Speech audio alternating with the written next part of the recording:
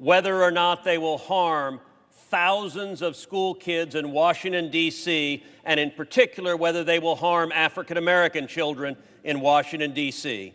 In D.C., the rate of vaccination for students 12 to 15 is 85%. For African American students, the rate drops to 60%. The D.C. public schools have announced any student that is not vaccinated is not allowed to come to school. If Democrats vote no on this motion to commit, they will be voting to tell thousands of African American students in D.C., you're not allowed to come to school, your education doesn't matter.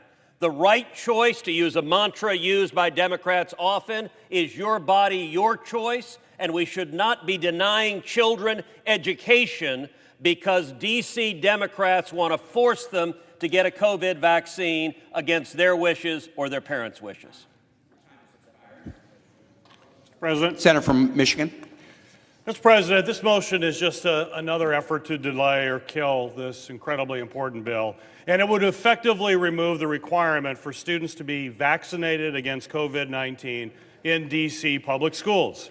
Vaccines have proven to be effective at preventing the spread of this harmful disease, and D.C.'s public schools now require FDA-approved COVID-19 vaccine for eligible students, just like they do for measles and hepatitis A and hepatitis B.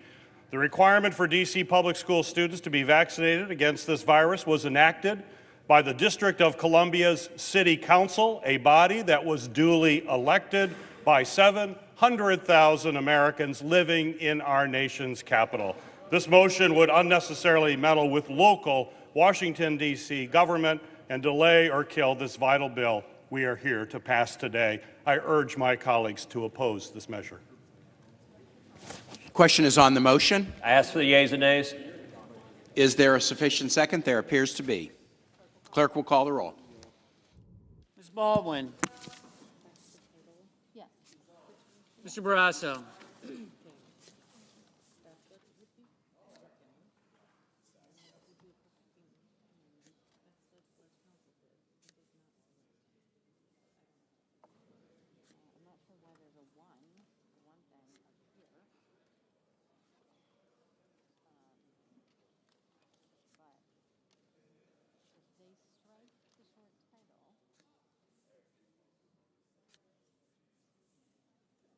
Why is this necessary? Why is this necessary?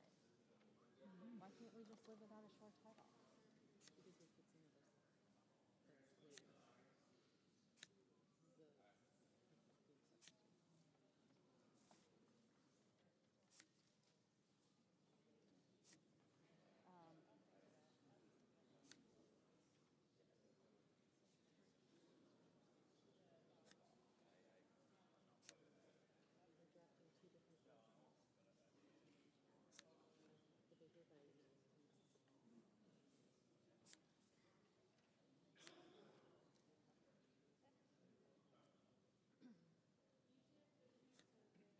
So if this is gone, what do they think is the first word? Title. That's what I would think would be the first word. Strike all after the first word. But then there's this one hanging here. I don't know what that is. Mr. Blumenthal. So it should just be, but if you're striking all after the first word and inserting, you would have the one.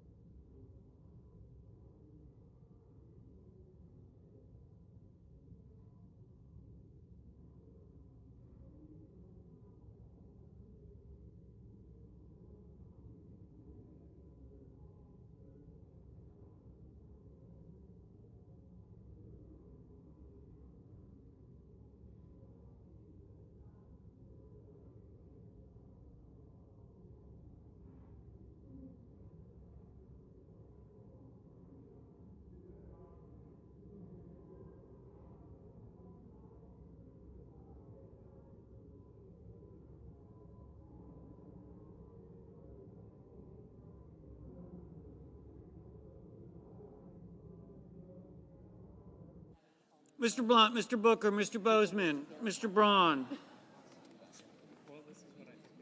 Mr. Brown, Mr. Burr, Ms. Cantwell, Mrs. Capito, Mr. Cardin, Mr. Carper, Mr. Casey, Mr. Cassidy, Nice, okay. Ms. Collins,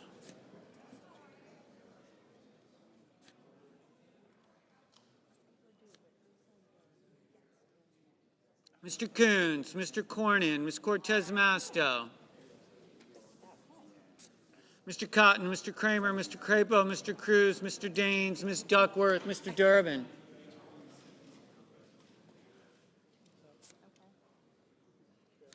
Do you need this back, or?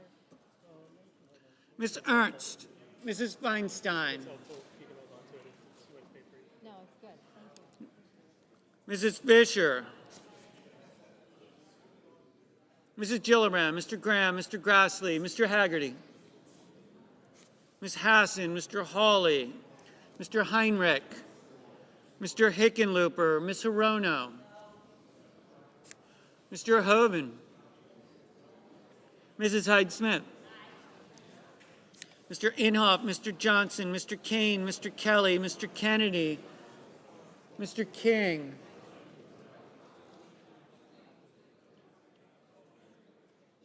Ms. Klobuchar, Mr. Langford, Mr. Leahy, Mr. Lee, Mr. Lujan, Ms. Lummis, Mr. Manchin, Mr. Markey, Mr. Marshall, Mr. McConnell, Mr. Menendez, Mr. Merkley, Mr. Moran, Ms. Murkowski,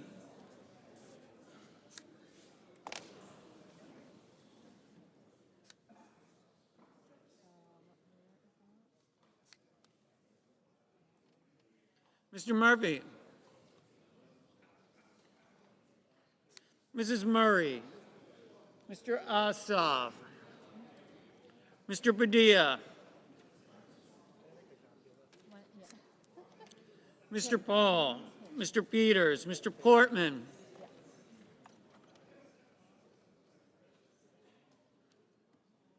Mr. Reed, Mr. Risch, Nobody there. Mr. Romney,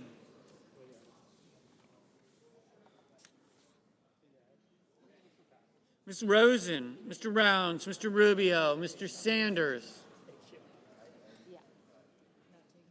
Yeah.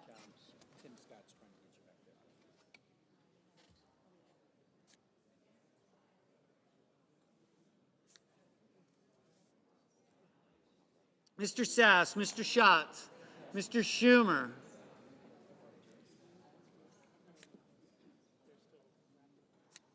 Mr. Scott of Florida,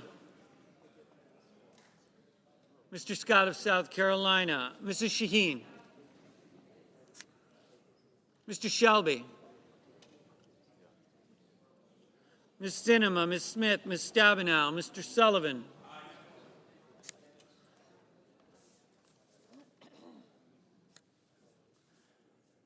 Mr. Tester, Mr. Thune, Mr. Tillis, Mr. Toomey, Mr. Tuberville, Mr. Van Hollen, Mr. Warner, Mr. Warnock, Ms. Warren,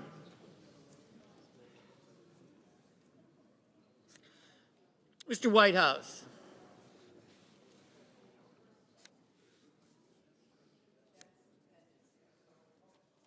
Mr. Wicker, Mr. Wyden, Mr. Young.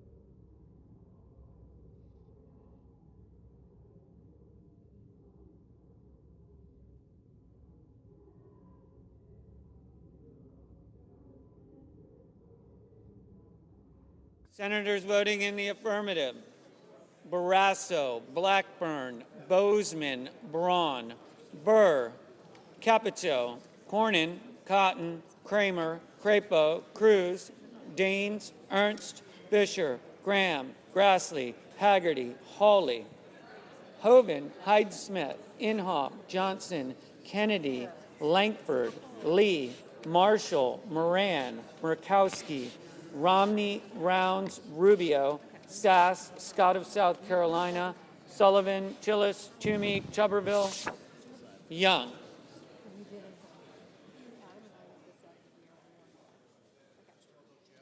Mr. Blunt, aye. Senators voting in the negative: Baldwin, Bennett, Booker, Cantwell, Cardin, Carper, Casey, Collins, Coons, Cortez Masto, Duckworth, Durbin, Gillibrand, Hassan, Heinrich, Hickenlooper, Hirono, Kane, Kelly, Lujan, Manchin, Markey, Menendez, Murphy, Murray, Padilla, Peters, Reed, Rosen, Schatz, Schumer, Shaheen, Smith, Stabenow, Tester, Van Hollen, Warner, Warnock, Warren, Whitehouse, Wyden. Mrs. Feinstein, no. Mr. Merkley, no.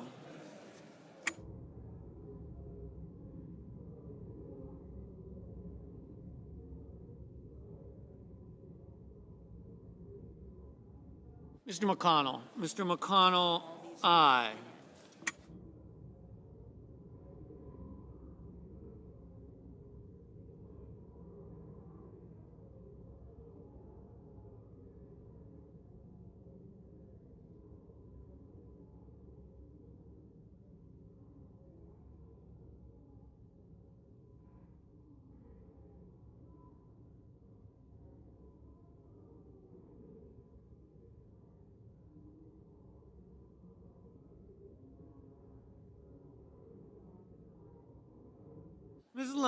Ms. Lummis, aye.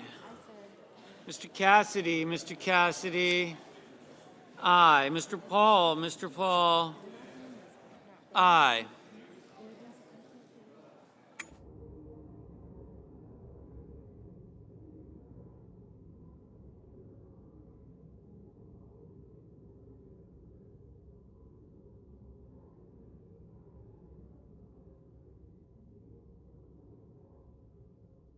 Mr.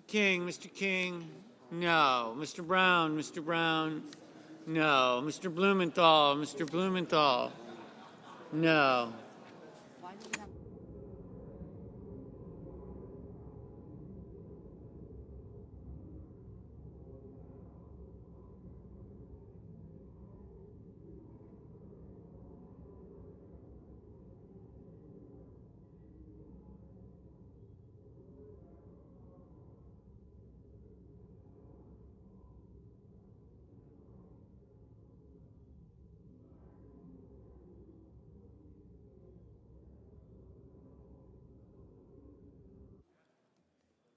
Mr.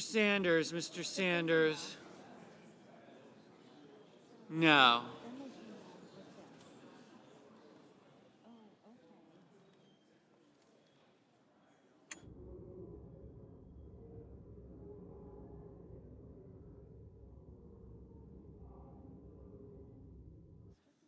Mr.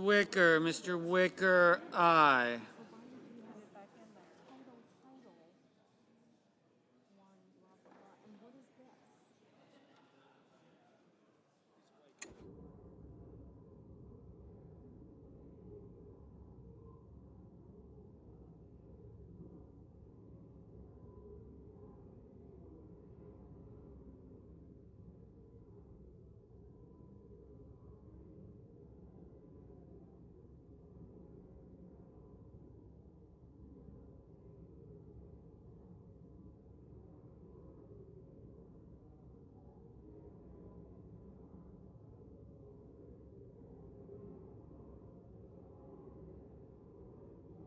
Mr. Leahy, no. Mr. Scott, Mr. Scott of Florida, aye.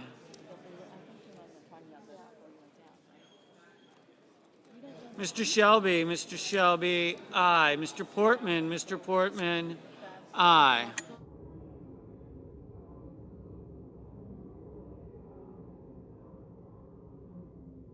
Ms. Klobuchar, no. What?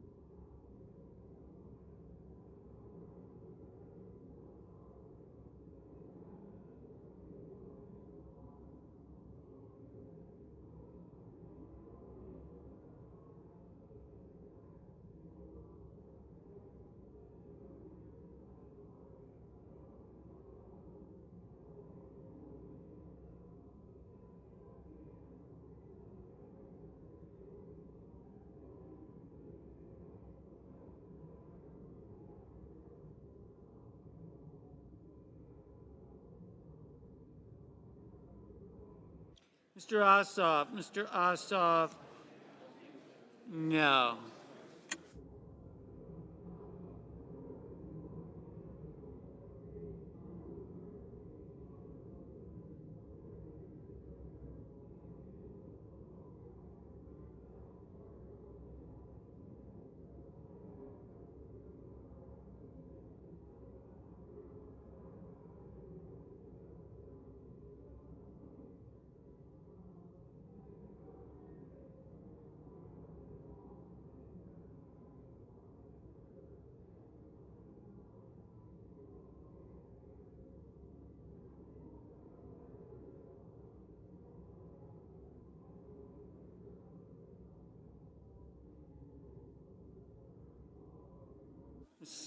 Miss Cinema, no.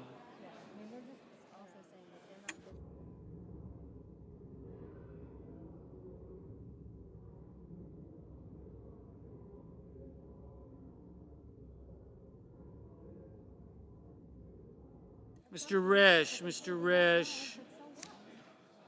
aye.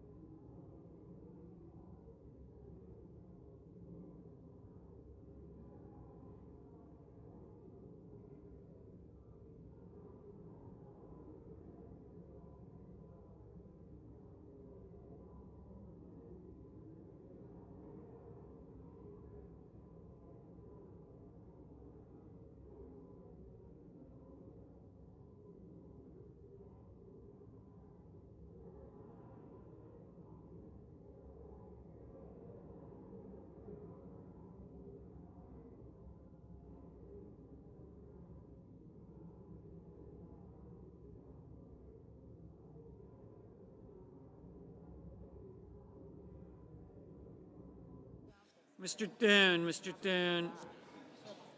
aye.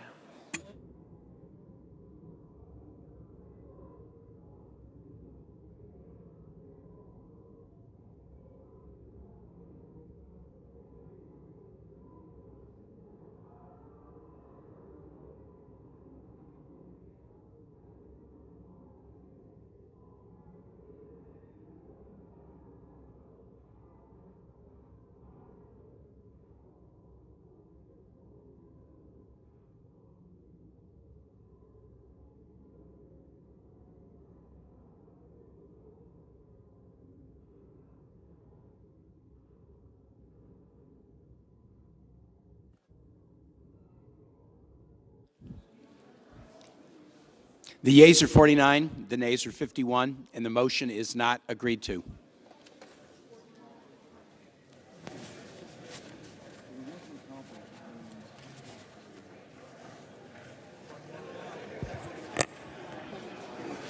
Do you guys know? Mr. President, Senator from Texas. I have a motion at the desk. The clerk will report the motion. The senator from Texas, Mr. Cruz, moves to commit the bill, H.R. 5376, to the Committee on the Judiciary of the Senate with instructions to report the same back to the Senate in 3 days, not counting any day in which the Senate is not in session, with changes that, 1, are within the jurisdiction of such committee, and 2, would ensure that the Department of Justice does not use resources to inappropriately target parents or classify them as domestic terrorists based on their engagement with public school officials as it relates to their child's education, unless such engagement with officials is already otherwise illegal. If we could have order in the chamber, please take conversations out of the well. Senator from Texas. Mr. President, one of the worst aspects of the Biden administration has been the deep politicization of the Department of Justice and the FBI. We saw that with the National Association of School Boards sending a letter to the White House and to the Attorney General asking that the Biden administration target parents as domestic terrorists and use the Patriot Act to go after them for going to school boards and complaining about policies that are unfair to parents, including the teaching of critical race theory, including, in the case of Loudoun County, a 14-year-old girl who was sexually assaulted in a bathroom and the school covered it up. Within 4 days of receiving that letter, the Attorney General wrote a memo directing the FBI to target parents. Just this last week, the director of the FBI testified to the Judiciary Committee that they have been interviewing multiple parents, moms and dads. The House has categorized it as upwards of 20 moms and dads. This amendment says don't target parents as domestic terrorists. All time has expired. We're on a roll. Majority Leader. Mr. President, Majority Whip. the FBI has told us repeatedly that domestic extremism is a very real threat in America. Last November, 60% of America's school leaders said that someone in their schools had been verbally or physically threatened over school policy.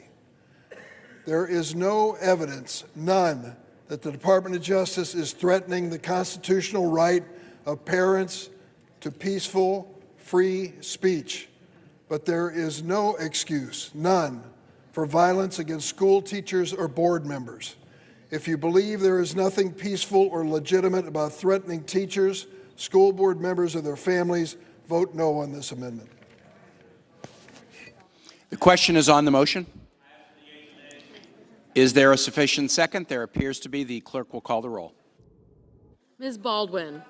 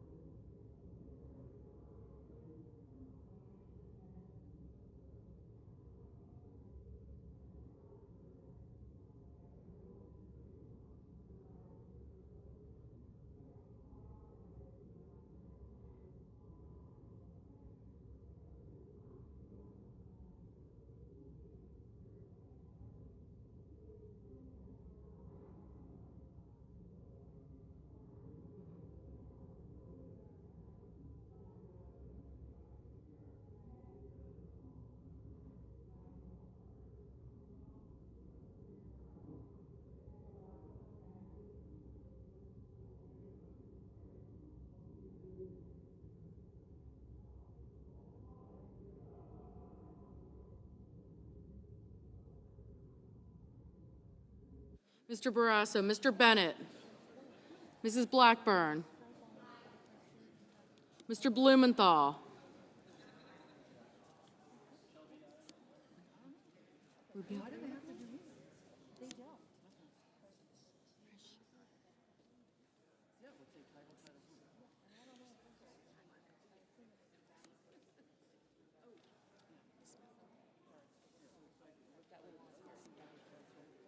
Mr. Blumenthal, Mr. Blunt, Mr. Booker. Thank-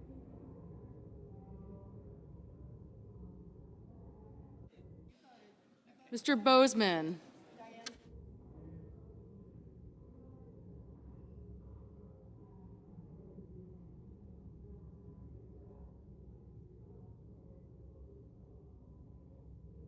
Mr. Bozeman, Mr. Braun, Mr. Brown, Mr. Burr, Ms. Cantwell.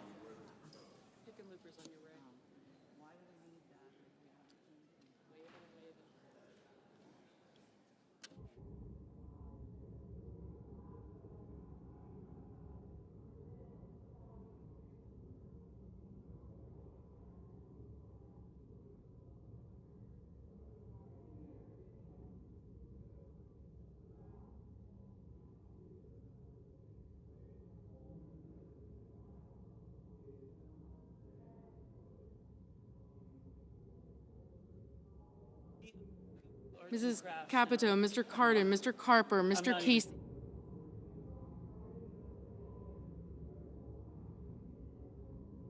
Mr. Cassidy, Ms. Collins, Mr. Coons, Mr. Cornyn, Ms. Cortez Masto, Mr. Cotton, Mr. Kramer, Mr. Crapo, Mr. Cruz, Mr. Deans, Ms. Duckworth, Mr. Durbin, Ms. Ernst, Mrs. Feinstein, Mrs. Fisher, Mrs. Gillibrand, Can you tell me what happened to Sanders Amendment 5209? I know it's not. Mr. Graham, Mr. Grassley, Mr. Haggerty, Ms. Hassan, I mean, there's no way. Mr. Hawley, Mr. Heinrich, Mr. Hickenlooper, Ms. Hirono, Mr. Hoven, Mrs. Hyde-Smith, Mr. Inhofe, Mr. Johnson, Mr. Kane, I am going to go. Oh, they have one down there? Yeah. I'll just get it down there then. Mr. Kelly, Mr. Kennedy, Mr. King, Ms. Klobuchar, Mr. Langford, Mr. Leahy, Mr. Lee, Mr. Lujan, Ms. Lummis, Mr. Manchin, Mr. Markey, Mr. Marshall, Mr. McConnell,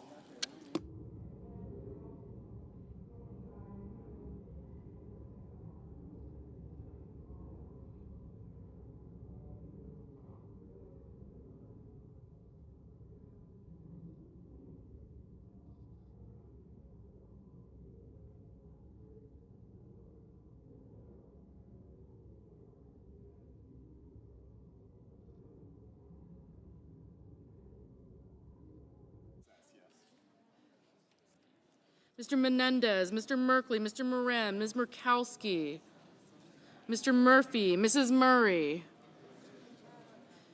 Mr. Ossoff, Mr. Padilla, Mr. Paul, Mr. Peters, Mr. Portman, Mr. Reed, Mr. Risch, Mr. Romney, Ms. Rosen, Mr. Rounds, Mr. Rubio, Mr. Sanders, Mr. Sass, Mr. Schatz, Mr. Schumer, Mr. Scott of Florida, Mr. Scott of South Carolina, Mrs. Shaheen,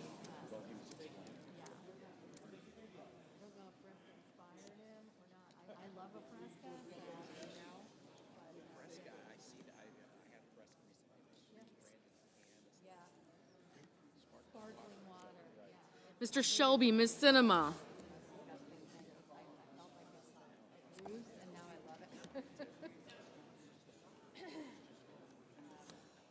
Ms. Smith, Ms. Stabenow, Mr. Sullivan, Mr. Tester, Mr. Thune,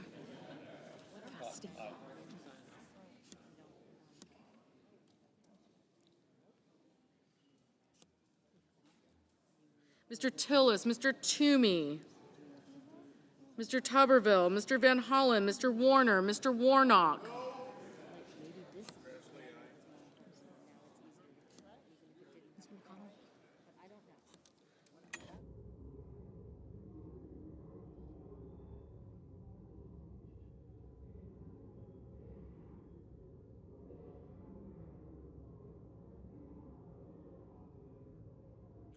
Mr. Warren, Ms. Warren, Mr. Whitehouse, Mr. Wicker, Mr. Wyden, Mr. Young.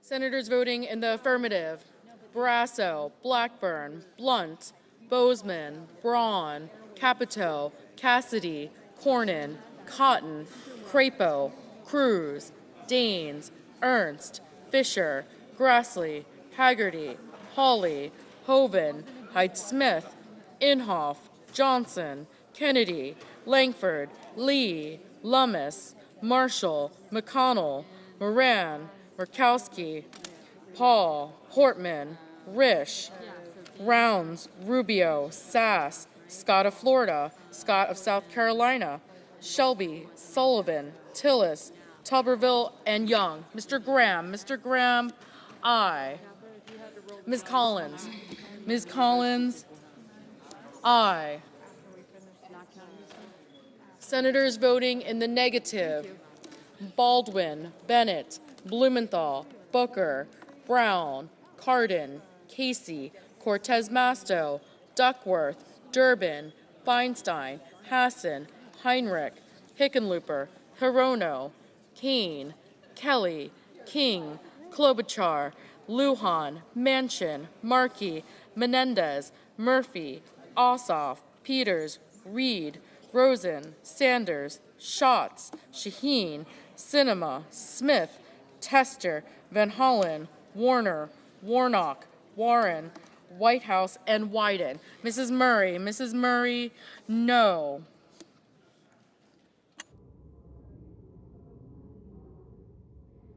Mr. Kramer, aye.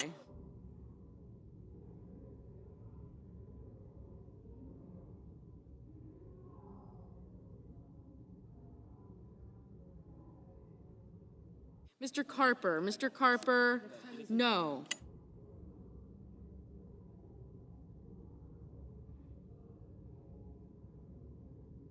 Mr. Leahy, no.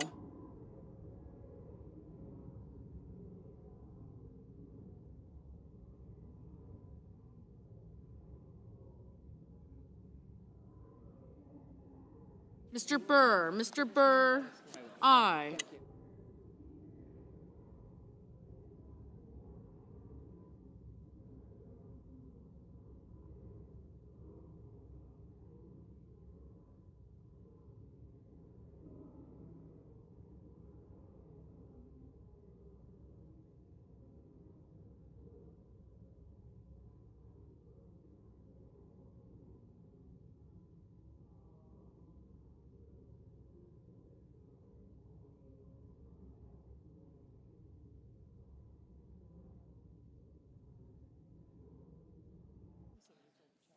Mrs. Gillibrand, no.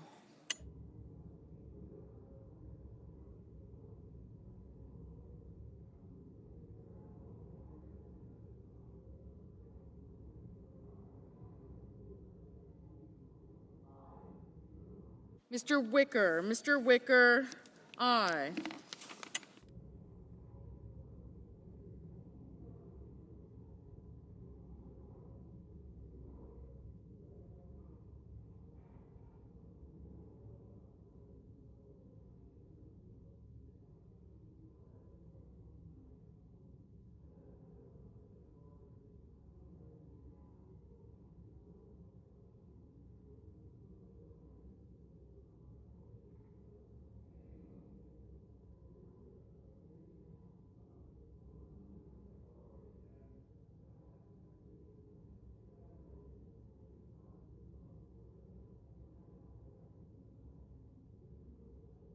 Mr. Thune, Mr. Thune, aye.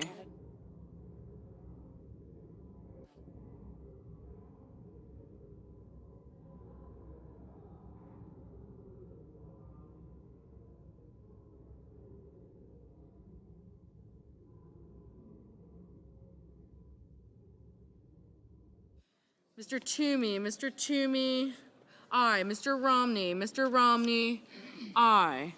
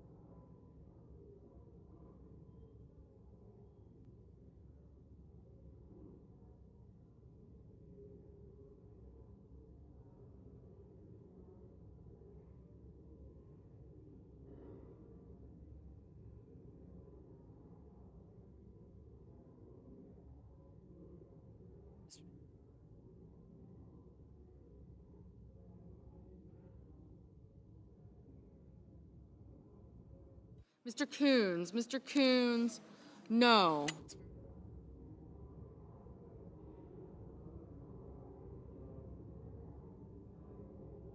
Ms. Stabenow, no.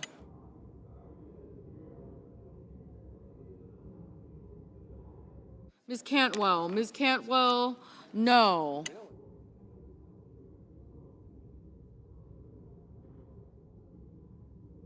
Mr. Merkley, no.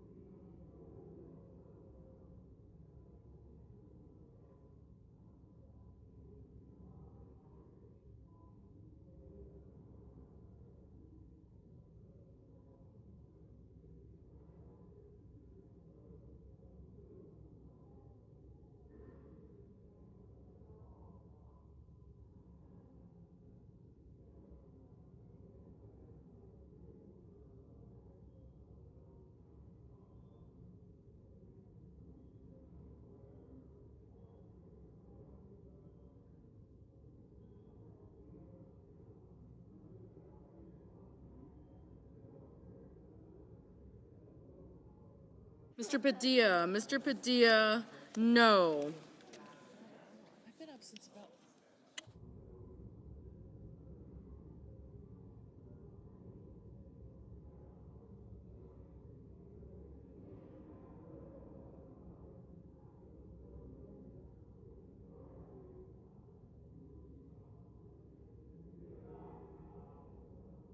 Mr.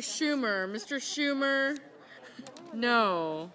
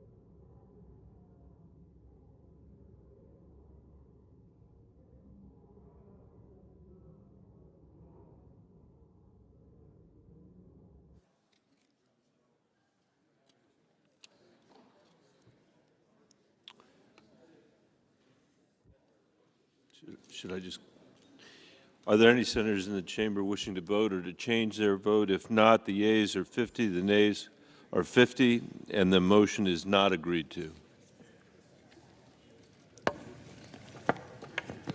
Mr. President, North Dakota is recognized. I have a motion at the desk. Full report.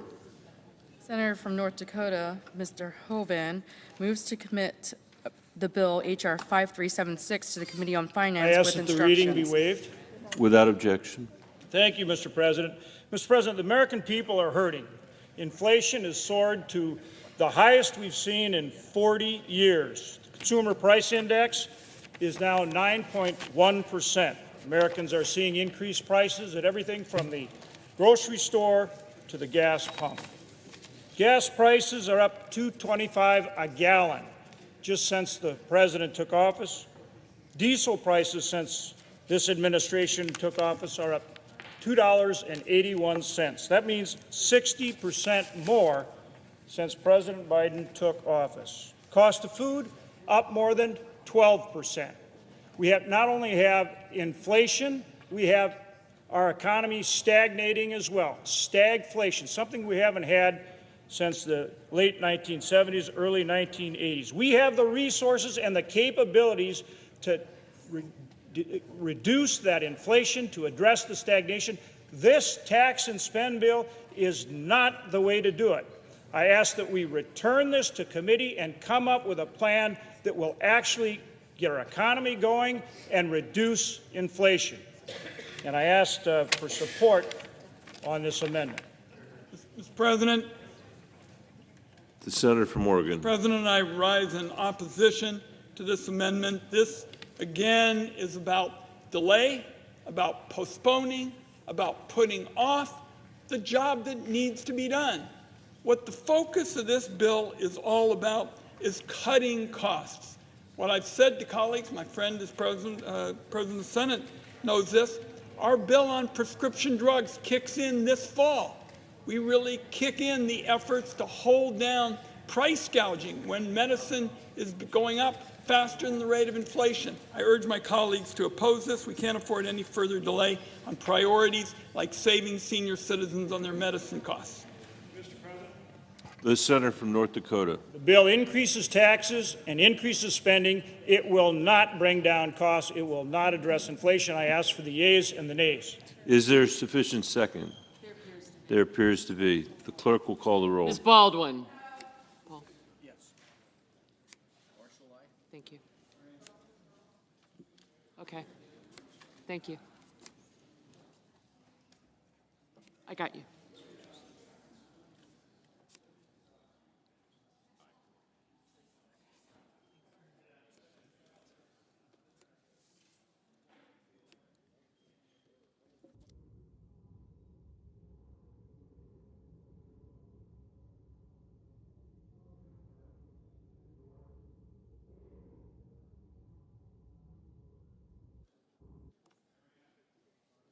Oh my gosh, hold on a second.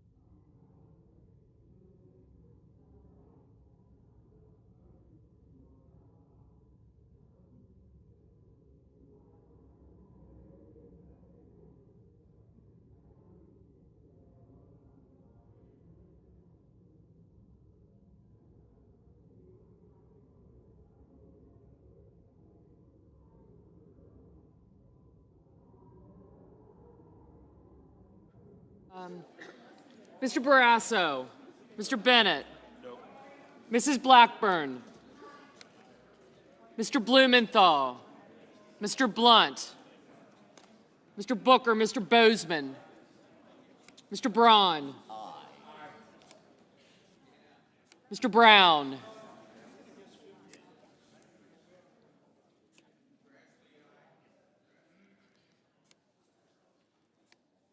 Mr. Burr. Thank you. I got you. Yes. Ms. Cantwell.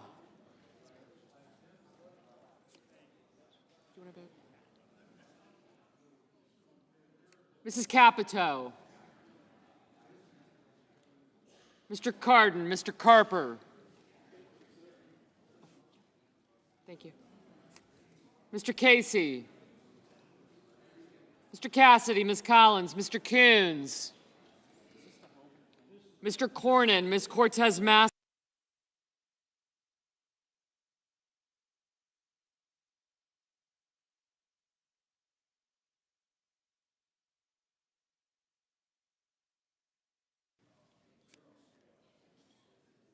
Mr. Daines. Ms. Duckworth, Mr. Durbin. Ms. Ernst. Mrs. Feinstein, Mrs. Fisher. Mrs. Gillibrand. Mr. Graham, Mr. Grassley. Mr. Haggerty. Ms. Hassan, Mr. Hawley. Mr. Heinrich. Mr. Hickenlooper, Ms. Hirono. Mr. Hoven.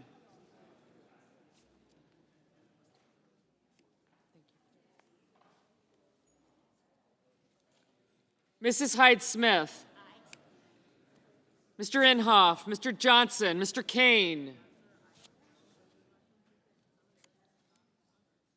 Mr. Kelly, Mr. Kennedy, Mr. King. Ms. Klobuchar. Mr. Lankford. Mr. Leahy. Mr. Lee. Mr. Lujan, Ms. Lummis.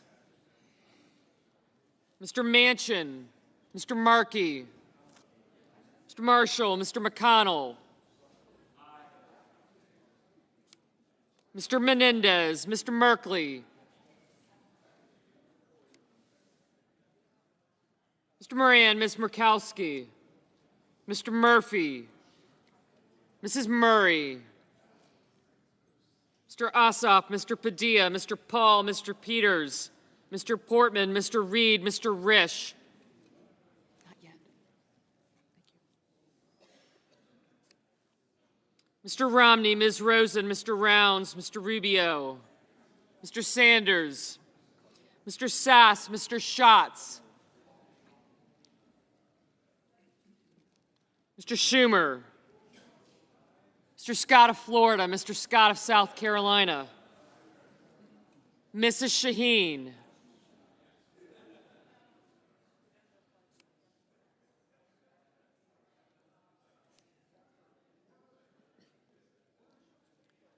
Mr. Shelby, Ms. Sinema, Ms. Smith, Ms. Stabenow,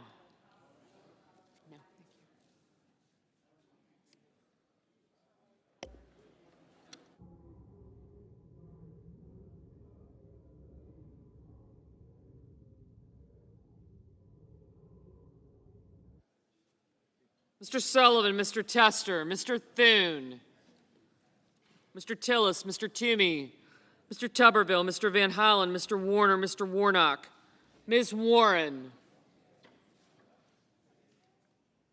Mr. Whitehouse, Mr. Wicker, Mr. Wyden, Mr. Young,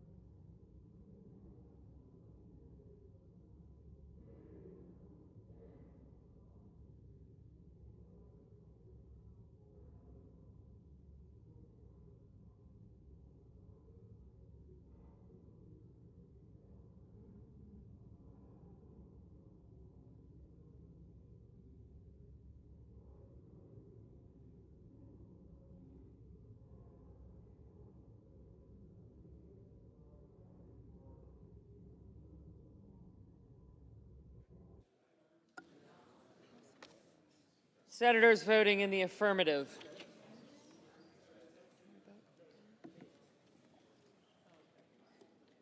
Blackburn, Blunt, Bozeman, Braun, Burr, Cassidy, Collins, Cornyn, Cotton, Kramer, Crapo, Daines, Ernst, Fisher, Graham, Grassley, Hoeven, Heidsmith, Inhofe, Johnson, Kennedy, Lankford, Marshall, McConnell, Moran, Murkowski, Paul, Portman, Romney, Rounds, Rubio, Sass, Scott of Florida, Sullivan, Tillis, Toomey, Tuberville, and Wicker.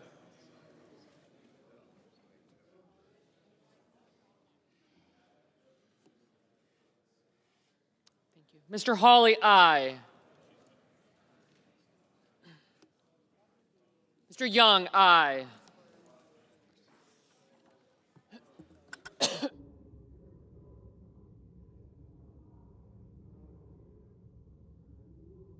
Senators voting in the negative. Baldwin, Bennett, Blumenthal, Booker, Brown, Cardin, Casey, Coons, Cortez Masto, Duckworth, Durbin, Gillibrand, Hassan, Hickenlooper, Kane, Kelly, King, Klobuchar, Lujan, Markey, Menendez, Merkley, Murray, Ossoff, Padilla, Peters, Reed, Rosen, Schatz, Schumer, Shaheen, Sinema, Smith, Tester, Van Hollen, Warner, Warnock, Warren, and Wyden. Mr. Sanders, no. Mr. Scott of South Carolina, aye. Mr. Cruz, aye. Mrs. Capito, aye. Mr. Barrasso, aye. Mr. Whitehouse, no. Mr. Leahy, no.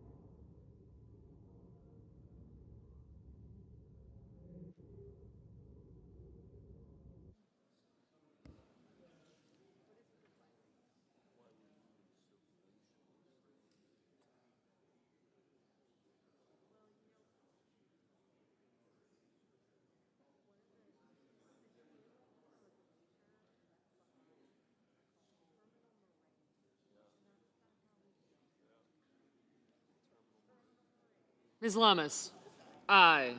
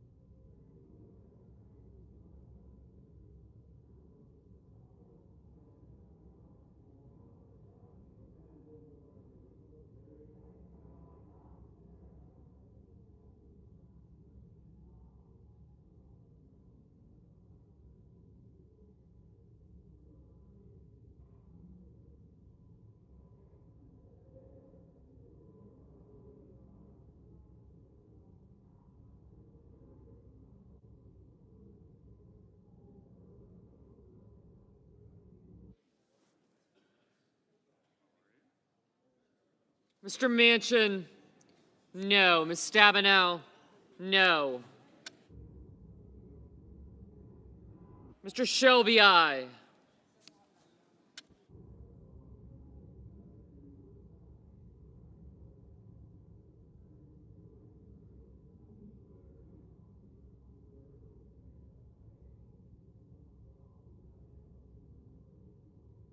Mr. Murphy, no.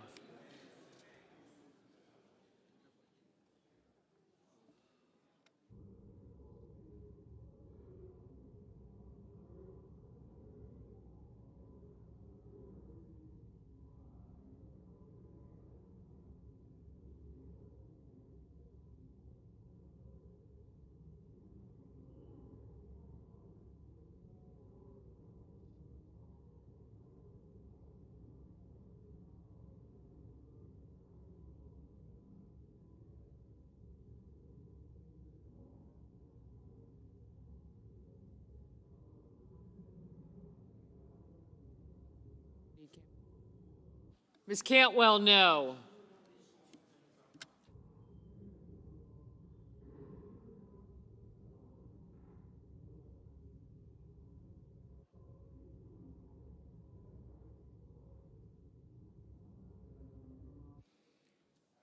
Mr. Haggerty, aye.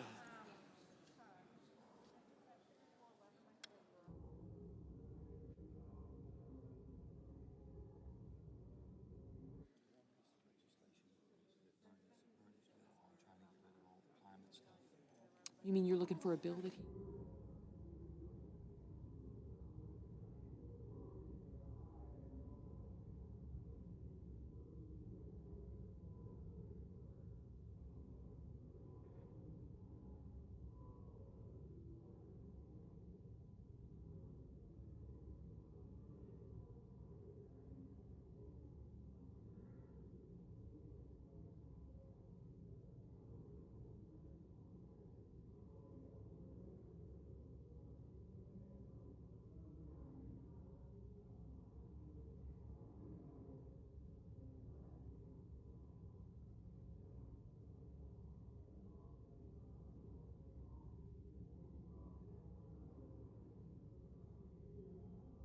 Ms. Hirono, no.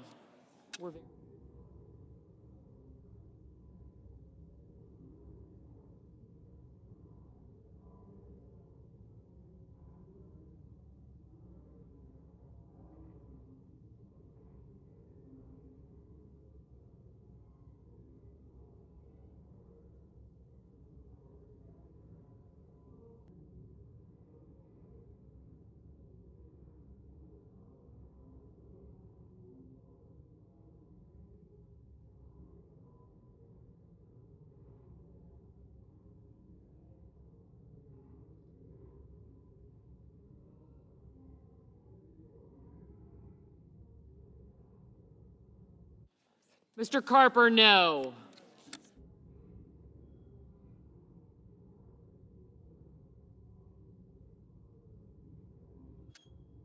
Mr. Lee, aye. Mrs. Feinstein, no. Mr. Heinrich, no.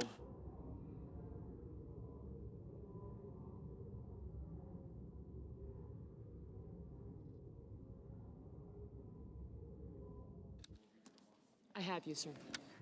Mr. Risch, aye. Just stuff that back in there. I have you. You stirring up trouble?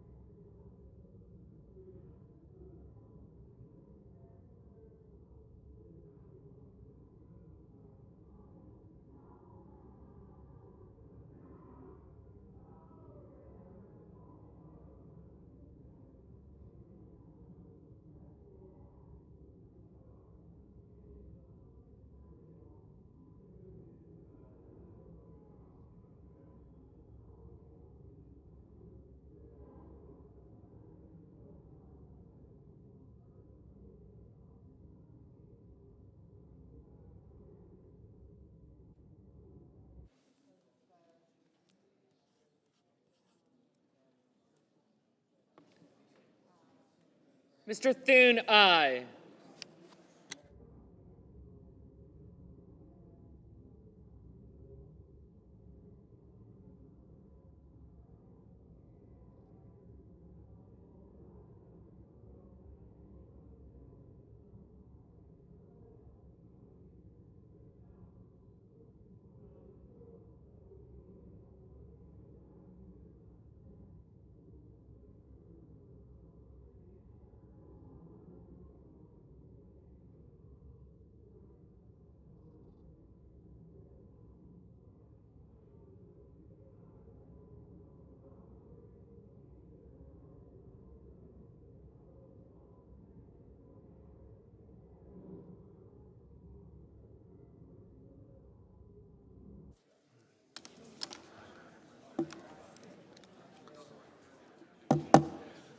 Are there any senators in the chamber wishing to vote or to change their vote? If not, the yeas are 50 and the nays are 50, and the motion is not agreed to.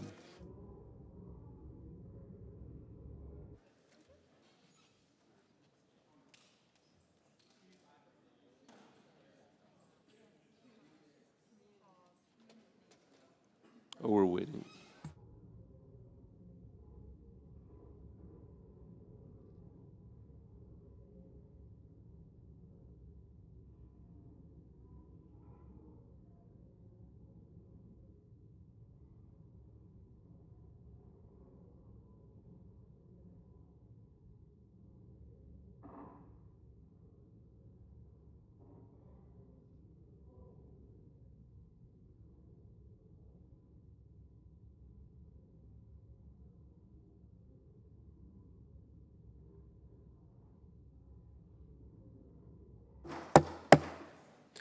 Pursuant to Rule 4, Paragraph 2, the hour of 12 noon having joyously arrived, and the Senate having been in continuous session since yesterday, the Senate will suspend for a prayer from the Senate chaplain.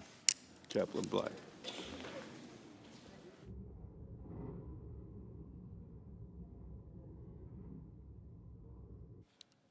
Let us pray.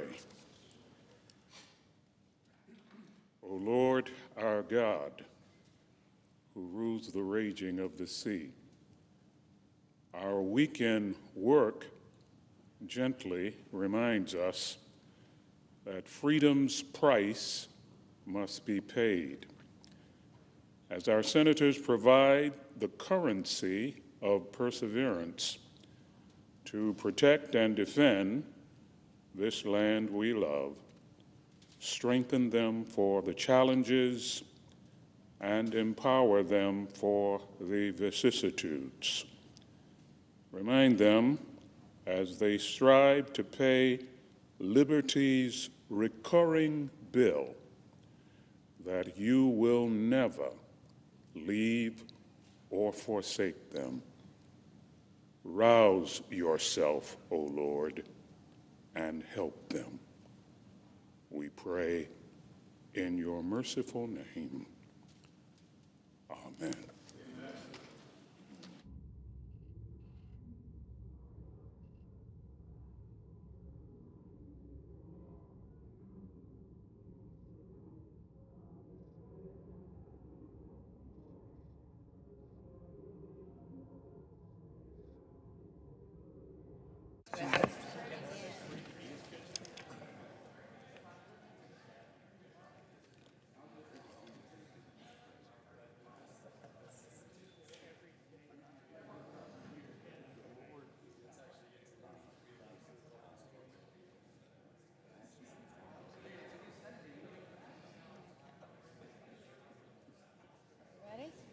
Mr. President.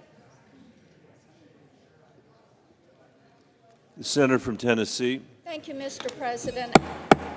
The Senate will come to order. The senator from Tennessee. Thank you, Mr. President. I have a motion at the desk. The clerk will report. The senator from Tennessee, Mrs. Blackburn. Mr. President, I ask that we waive the reading. Without objection. Thank you, Mr. President. Right now, Chinese owners control more than 194,000 acres of farm and forestry land, valued at $1.9 billion as of the last accounting, right here in the United States. Now, much of this farmland is located in close proximity to our military institutions, and a lot of this farmland is being used so that Chinese-owned farm operations can compete with U.S. farmers. My amendment would stop funds from this bill from ending up in the hands of agents of the Chinese government and their businesses. This is a common sense motion to commit. The Senator from Michigan. Mr. President, this motion to commit is a red herring and a complete distraction. The Department of Agriculture already has strict rules that all producers must meet before they can participate in USDA conservation programs. These dollars go to farmers who are American citizens or legal permanent residents for conservation practices that help protect and improve American soil and water. Farmers are only reimbursed after the practices are in place. This would add burdensome paperwork, unnecessary bureaucracy that would really bog our farmers down. This is different than circumstances that were just talked about with state-owned Chinese companies. This is not the same thing. This amendment goes right at our farmers and the conservation practices they are asking us to support for them. Again, the only reason for this amendment is to stop us from passing this bill, which, among other things, will cut prescription drug costs, create jobs, and tackle the climate crisis. The Senator's I urge a no time has vote. expired. The questions on the motion. Mr. President, I ask for the yeas and nays and urge a yes vote. Is there a sufficient second? There appears to be. The clerk will call the roll. Ms. Baldwin.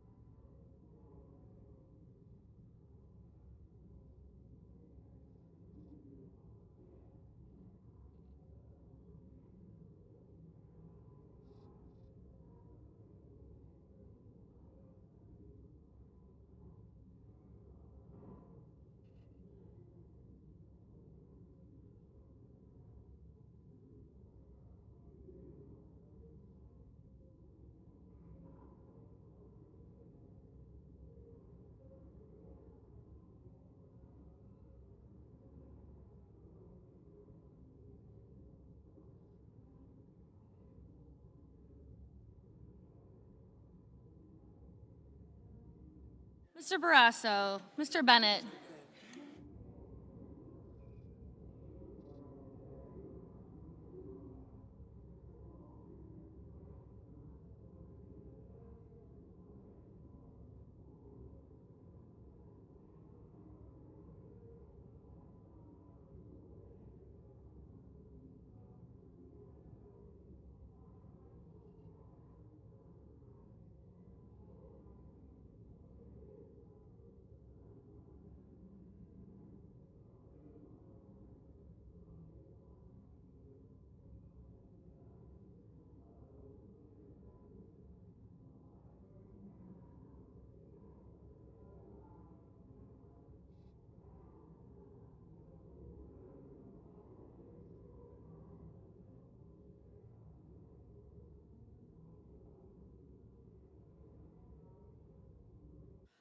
Mr. Blumenthal, Mr. Blunt, Mr. Booker, Mr. Bozeman, Mr. Braun, Mr. Brown.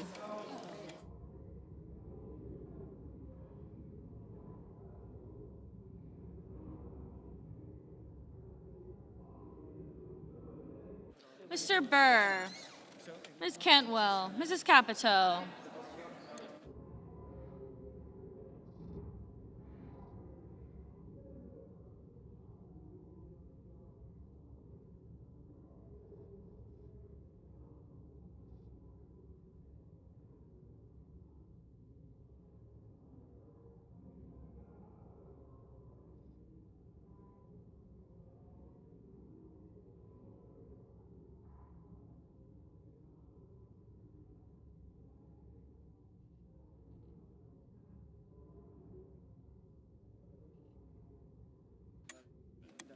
Mr. Cardin.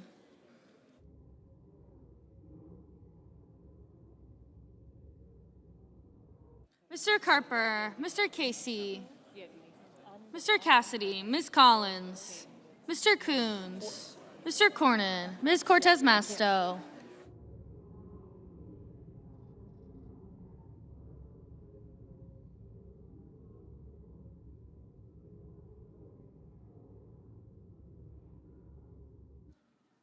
Mr. Cotton, Mr. Kramer, Mr. Crapo, Mr. Cruz, Mr. Daines, Ms. Duckworth, Mr. Durbin,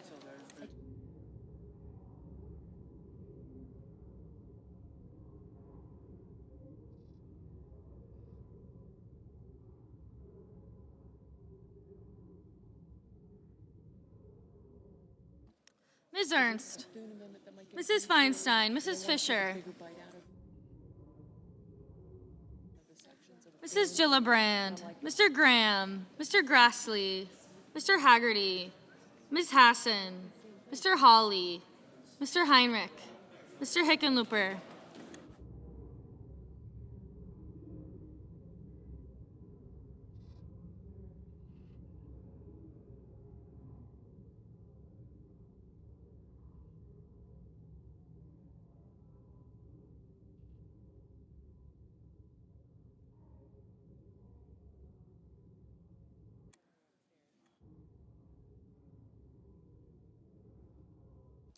Mr. Heinrich, Mr. Hickenlooper, Ms. Hirono, Mr. Hoven, Mrs. Hyde-Smith.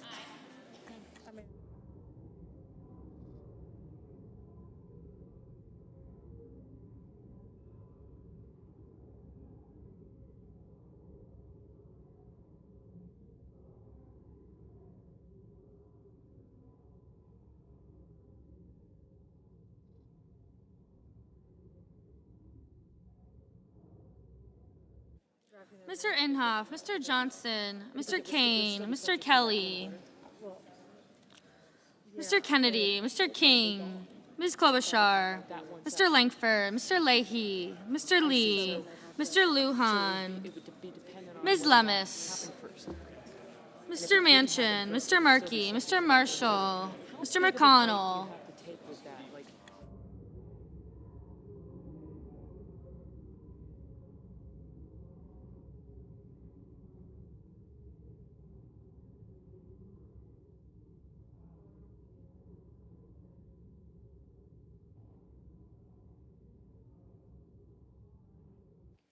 Mr. Menendez, Mr. Merkley, Mr. Moran, Ms. Murkowski, Mr. Murphy, Mrs. Murray, Mr. Ossoff, Mr. Padilla, Mr. Paul.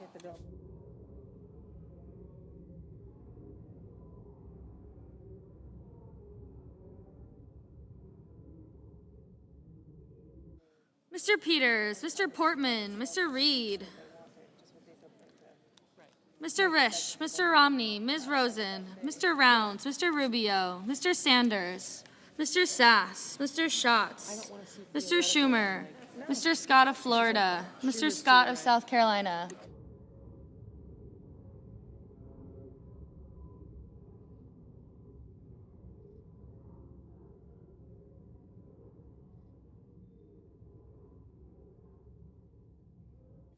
Mrs. Shaheen, Mr. Shelby,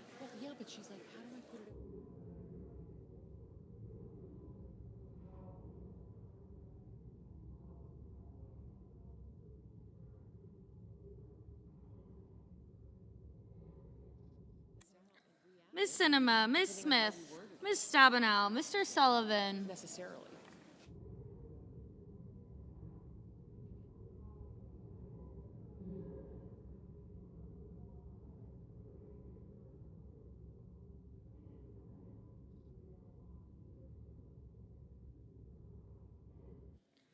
Mr. Tester, Mr. Thune, Mr. Tillis, Mr. Toomey, Mr. Tuberville, Mr. Van Hollen, Mr. Warner, Mr. Warnock, Ms. Warren, Mr. Whitehouse, Mr. Wicker, Mr. Wyden, Mr. Young.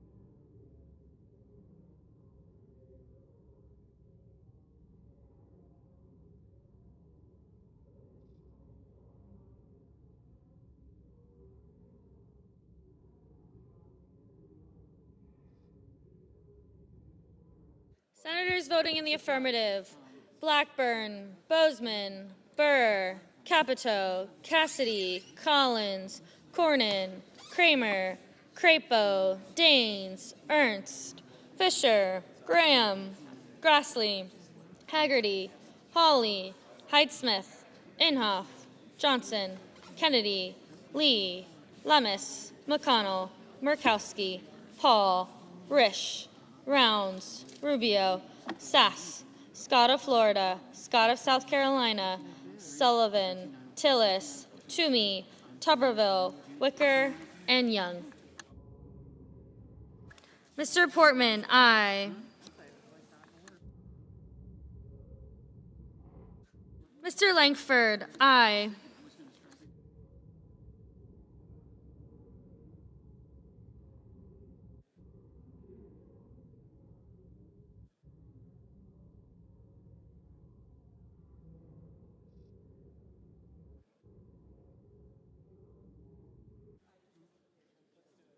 Senators voting in the negative: Baldwin, Bennett, Blumenthal, Booker, Cantwell, Cardin, Coons, Duckworth, Durbin, Feinstein, Gillibrand, Hassan, Heinrich, Hickenlooper, Hirono, Kane, Kelly, King, Leahy, Lujan, Manchin, Menendez, Merkley, Murphy, Murray, Ossoff, Padilla, Peters, Reed, Rosen, Sanders, Schatz, Schumer, Sinema, Smith, Stabenow, Tester, Warner, Warnock, Warren, Whitehouse, and Wyden. Mr. Cruz, aye. Mr. Braun, aye. Mr. Casey, no. Mr. Carper, no.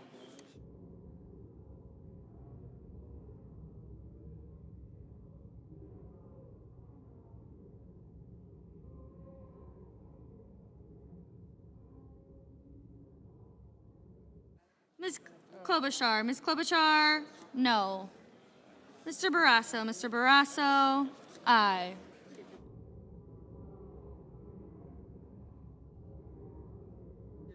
Mr. Brown, no. Mr. Moran, aye.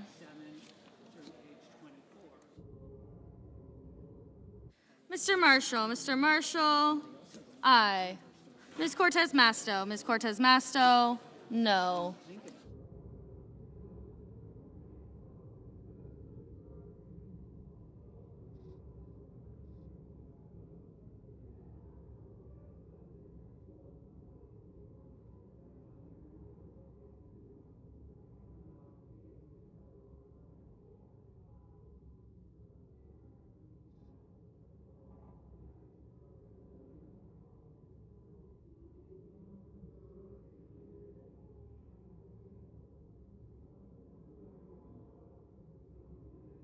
Mr. Markey, no.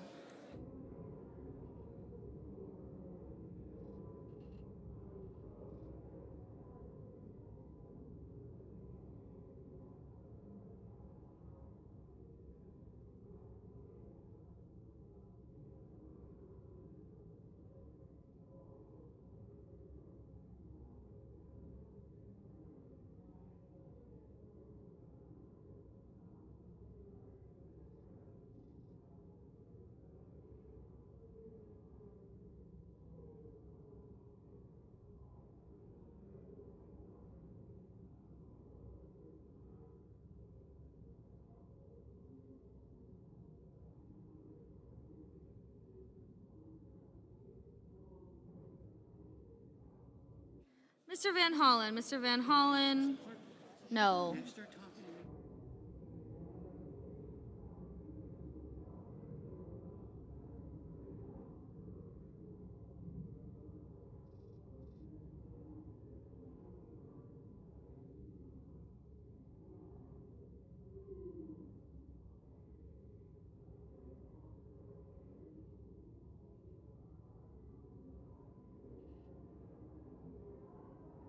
Mr. Shaheen, Mr. Shaheen, no.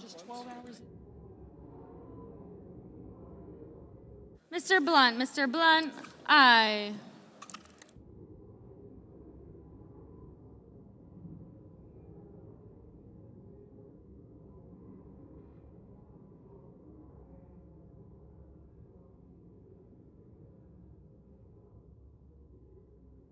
Mr. Thune, aye.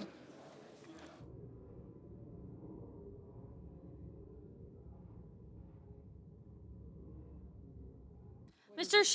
Shelby, aye. Mr. Hoven, aye.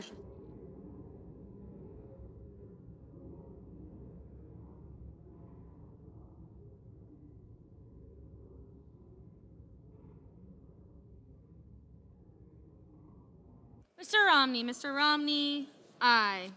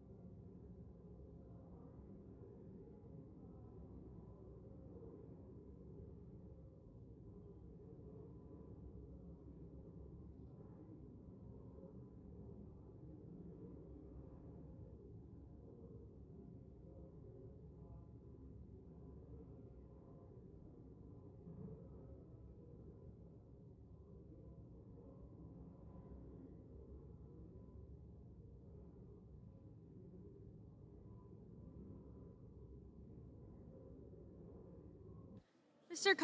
Cotton, aye.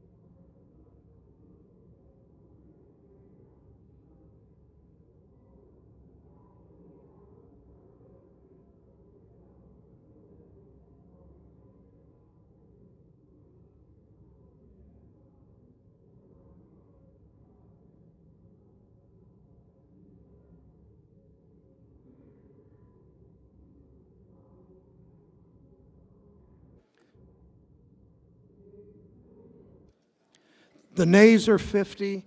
The motion is not agreed to. Senator from Florida is recognized. I have a motion at the desk. Clerk will report. The senator from Florida, Mr. Rubio, moves to commit the bill H.R. 5376 to the Committee on Health, Education, Labor, and Pensions of the Senate with instructions to report the same back to the Senate in 3 days, not counting any day in which the Senate is not in session, with changes that, 1, are within the jurisdiction of such committee, and 2, would contain a definition for the term pregnancy that limits maternal and infant-related program resources to biological females.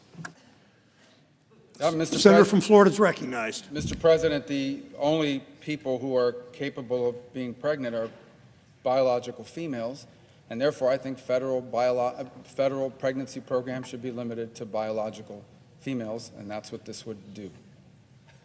Mr. President. Senator from Washington State is recognized. Mr. President, let's be clear about what's going on here.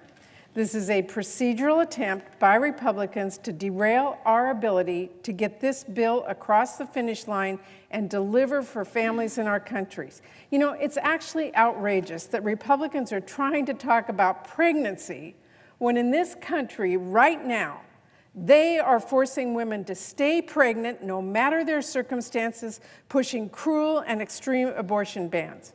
Republicans are now resorting to tactics like this to distract from the fact that they don't have any serious concerns for working so hard to oppose this bill that lowers costs, lowers emissions, and lowers the deficit. I urge my colleagues to vote no. My time remaining? Senator from Florida has 40 seconds. Well, thank you, Mr. President. A few minutes ago, I looked back across 5,500 years of human history. So far, every single pregnancy has been a biological female. And so therefore, the only thing I'm trying to do is make sure that federal law is clear that since every pregnancy that's ever existed has been in a biological female, that our federal laws reflect that, and our pregnancy programs are available to the only people who are capable of getting pregnant, biological females. Very simple. I would accept a unanimous consent if they want to offer it, and we can move on and not waste any time. Senator Murray has 10 seconds left. When we are facing the challenges we do in this country, when we're facing challenges in this country and helping our constituents to lower costs, it is outrageous that Republicans are trying to define pregnancy, of all things, on this floor, on this day, after hours of voting on amendments. I urge a no vote. Questions on the motion? As for the yeas and nays. Is there a sufficient second? There appears to be a sufficient second. Clerk will call the roll. Ms. Baldwin, Mr. Barrasso, Mr. Bennett, Mrs. Blackburn. Thank you.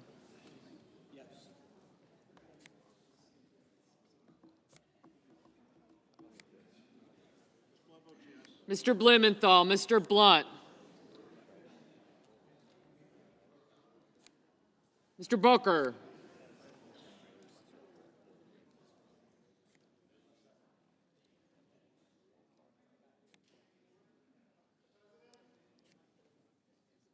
Rosen, Feinstein.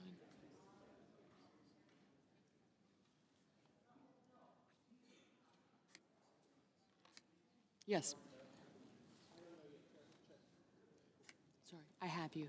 Thank you. Yes. Braun, Daines. Yes. Yes. Mr. Shelby.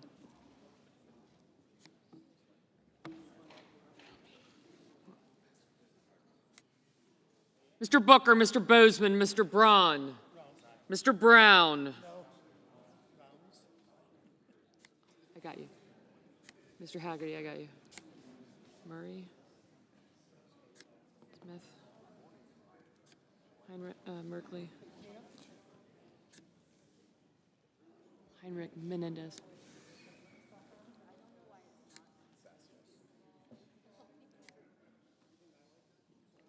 Mr. Burr.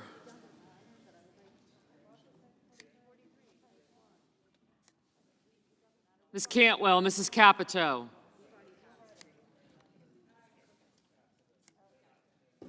Mr. Cardin, Mr. Carper, Mr. Casey,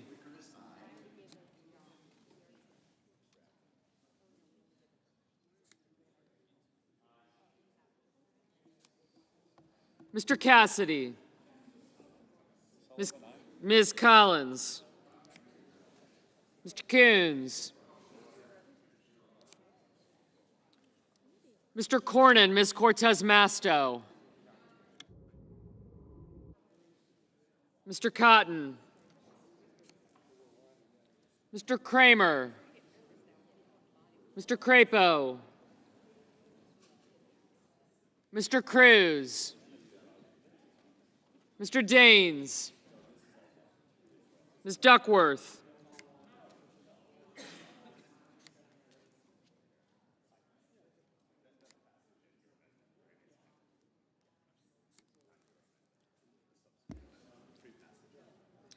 Mr. Durbin, Ms. Ernst.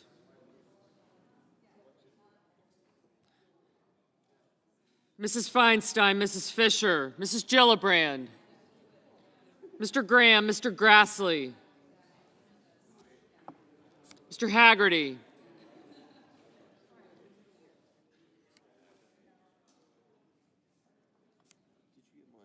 I did, thank you.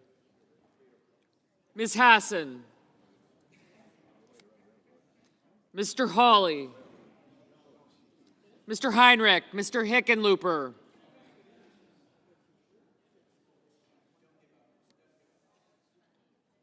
thank you. Ms. Hirono, Mr. Hoven, Mrs. Hyde-Smith, Mr. Inhofe,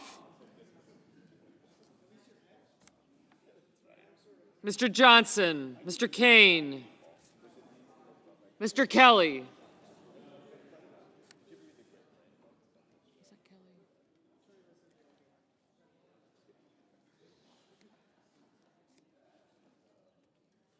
Mr. Kennedy,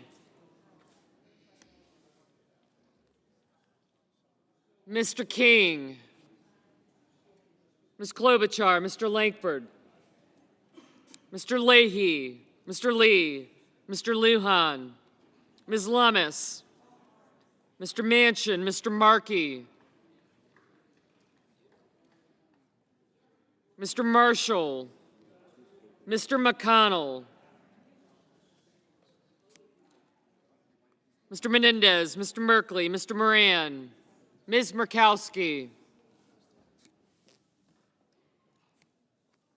Mr. Murphy, Mrs. Murray, Mr. Ossoff, Mr. Padilla, Mr. Paul, Mr. Peters, Mr. Portman,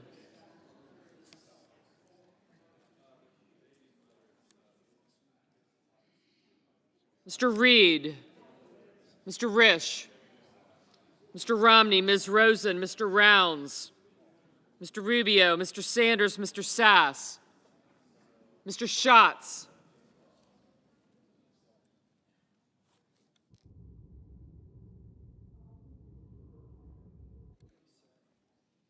Mr. Scott of Florida, Mr. Scott of South Carolina, Mrs. Shaheen, Mr. Shelby, Ms. Sinema, Ms. Smith, Ms. Stabenow,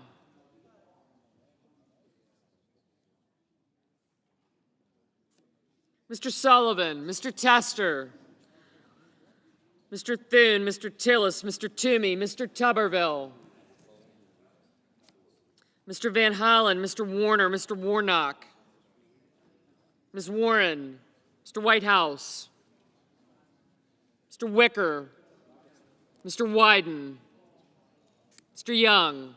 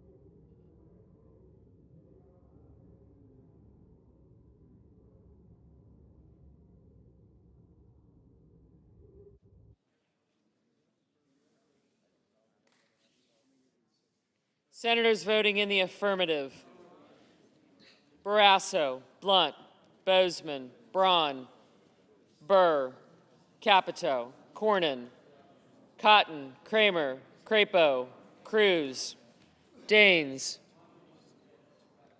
Ernst, Fisher, Graham, Grassley, Haggerty, Hyde-Smith, Inhofe, Johnson, Lankford, Lee, Marshall, Moran, Paul, Portman, Risch, Romney, Rounds, Rubio, Sass, Scott of Florida, Scott of South Carolina, Shelby, Sullivan, Thune, Tillis, Toomey, Tuberville, Wicker, and Young.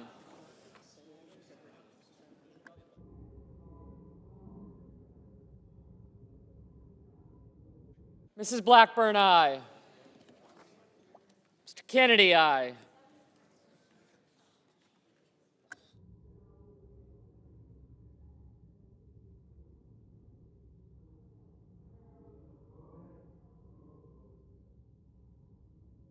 Mr. Hoeven, aye.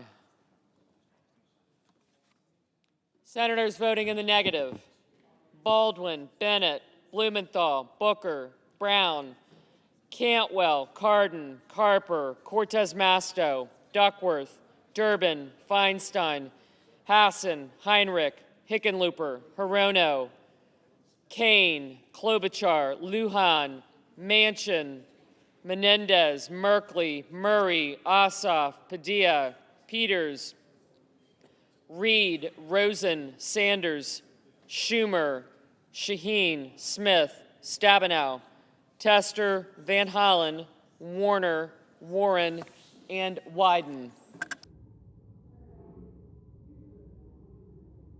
Mr. Kelly, no. Ms. Lummis, aye. Mr. Warnock, no. Mr. Casey, no.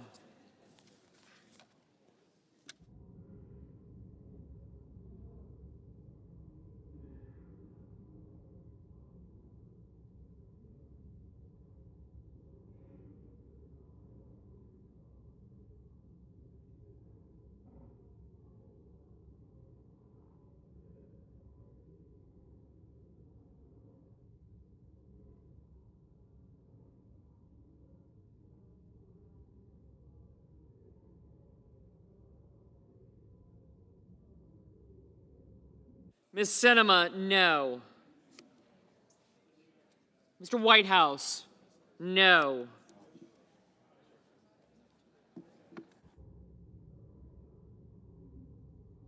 Mr. Cassidy, aye.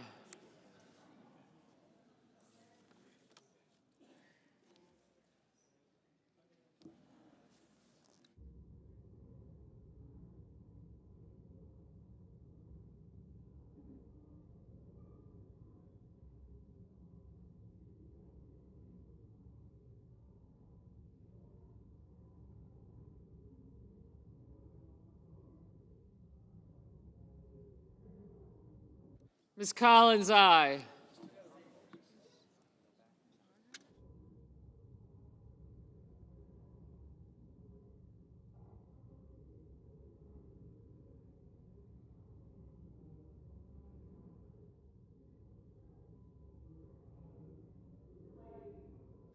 Mr. Leahy, no.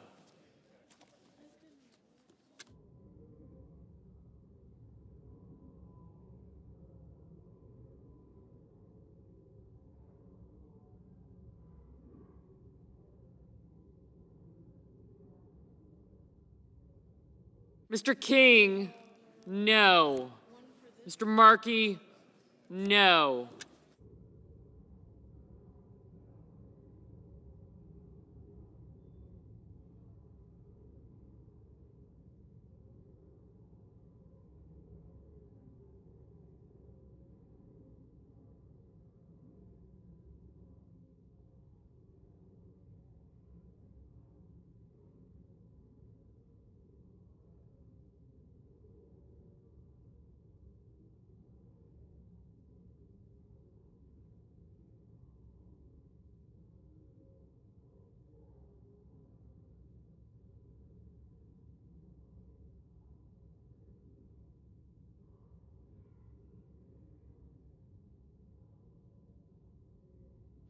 Mr. Murphy, no.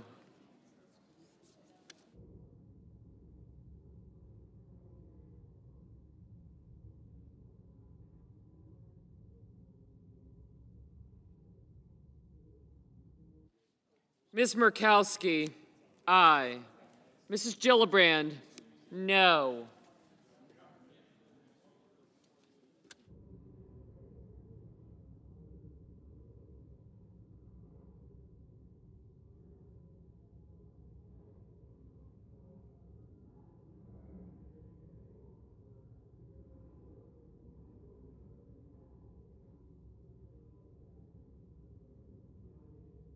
Mr. Hawley, aye.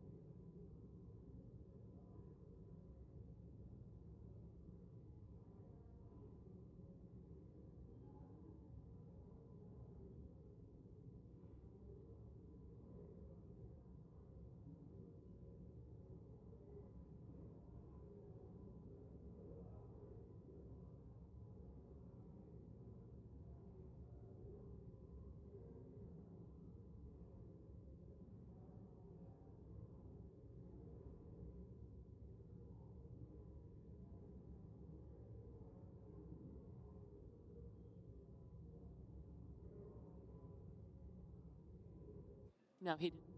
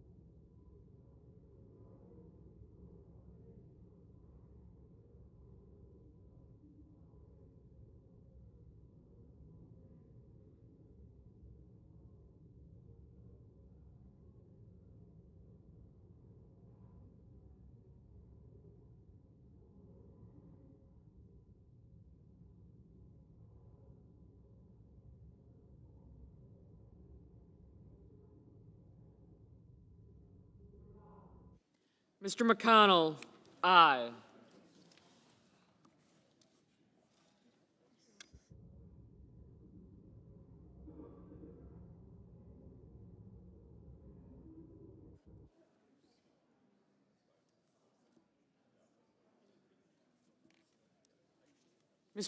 Mr. Coons, no. Just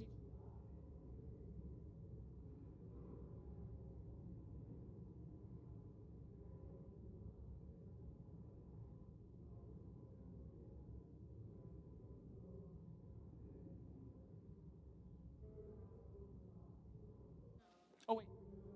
Mr. Schatz, no.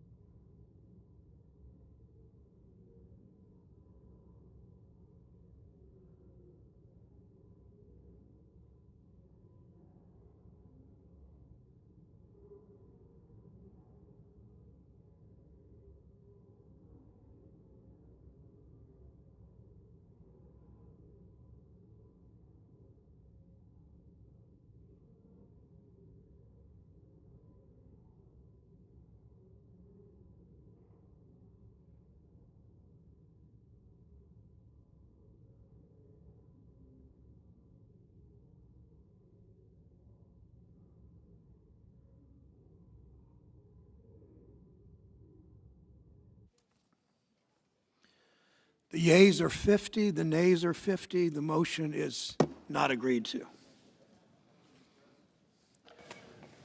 The senior senator from South Carolina is recognized. Thank you very much. Ask consent to make the following 4 points of order en bloc. The first point of order concerns page 43, lines 3 through 8. This language violates section 1313B1A. The second point concerns page 1, lines 3 through 5. This language violates 313B1A.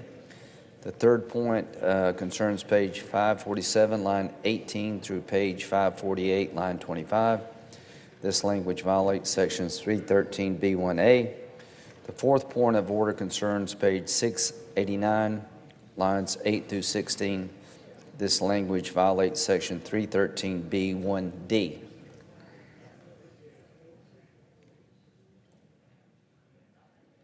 The points of order are sustained. The provisions are stricken under 313B. Thank you. 313E.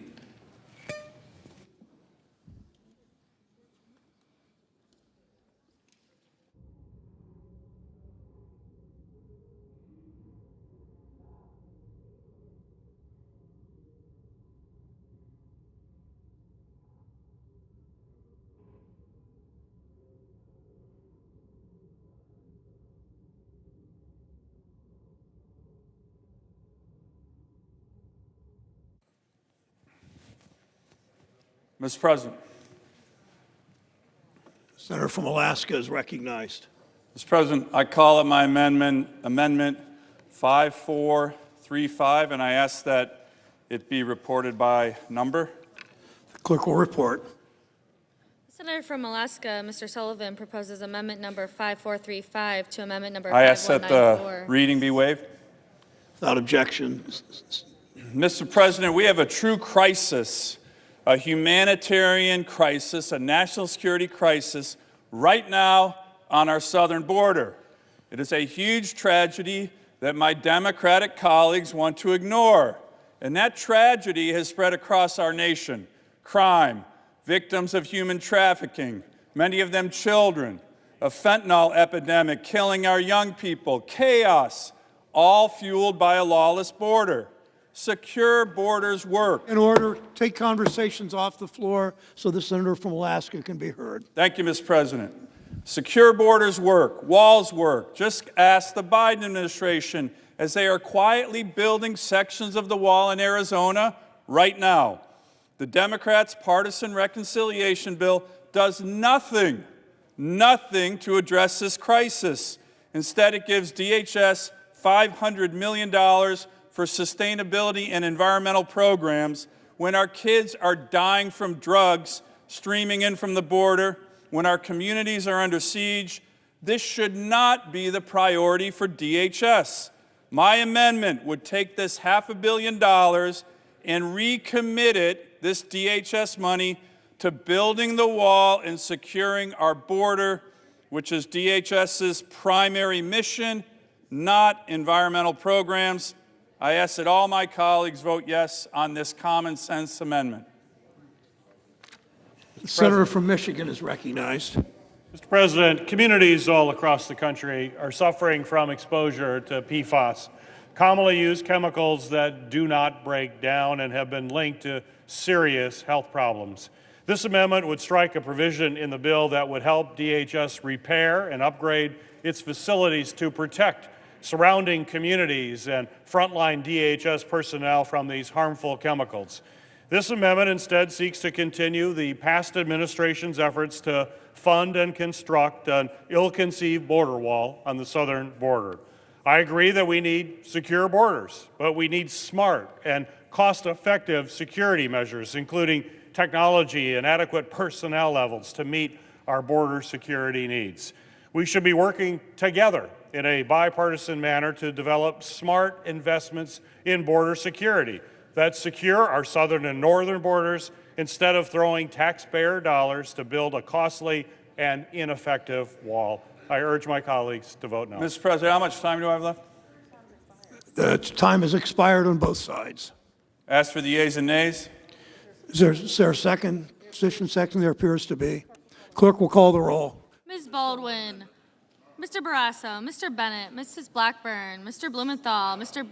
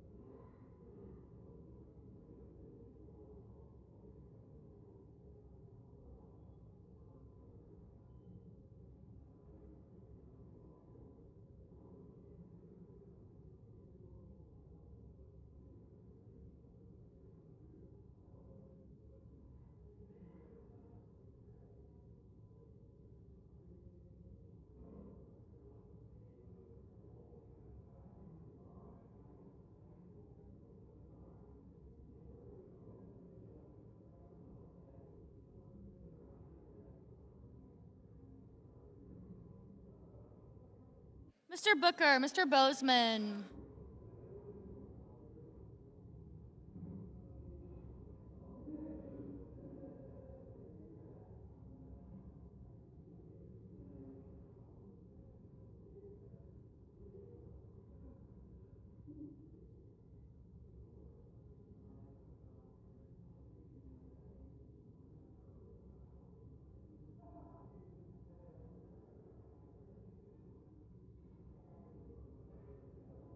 Mr. Braun, Mr. Brown.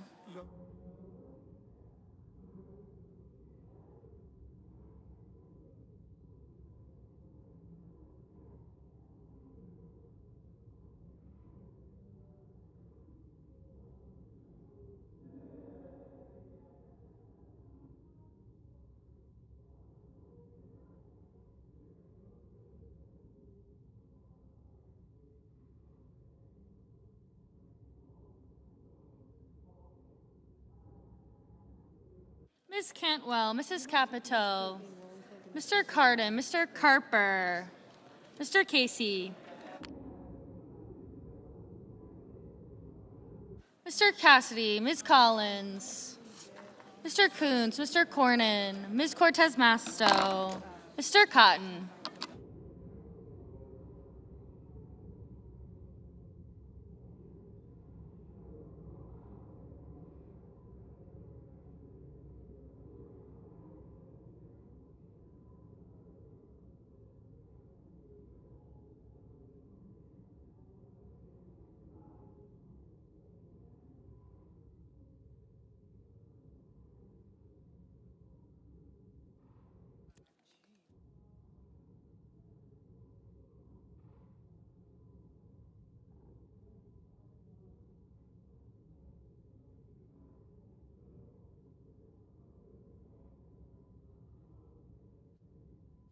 Mr. Kramer, Mr. Crapo, Mr. Cruz, Mr. Daines, Ms. Duckworth, Mr. Durbin, Ms. Ernst, Mrs. Feinstein.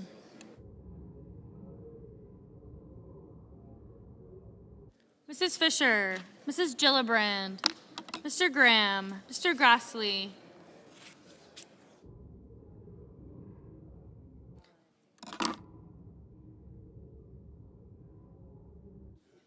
Mr. Haggerty, Ms. Hassan, Mr. Hawley, Mr. Heinrich, Mr. Hickenlooper, Ms. Hirono.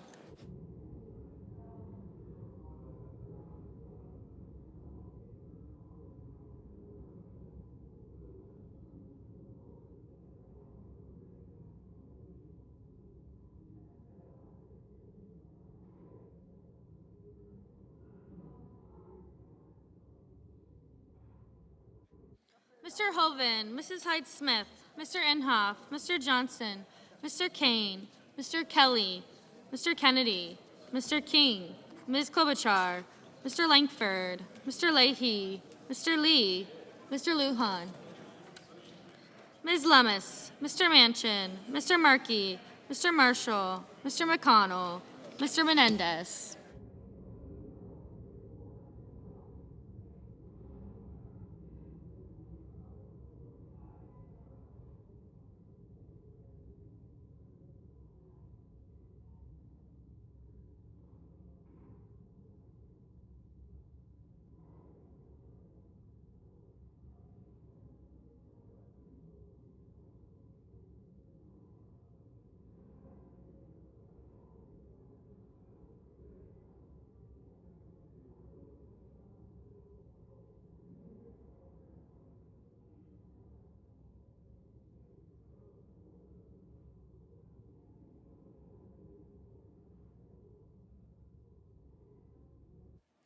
Mr. Menendez, Mr. Merkley,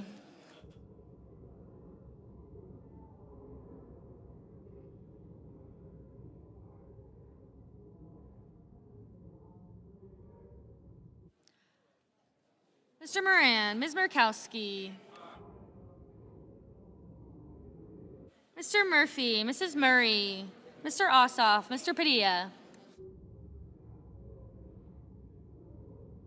Mr. Paul, Mr. Peters, Mr. Portman, Mr. Reed, Mr. Risch, Mr. Romney,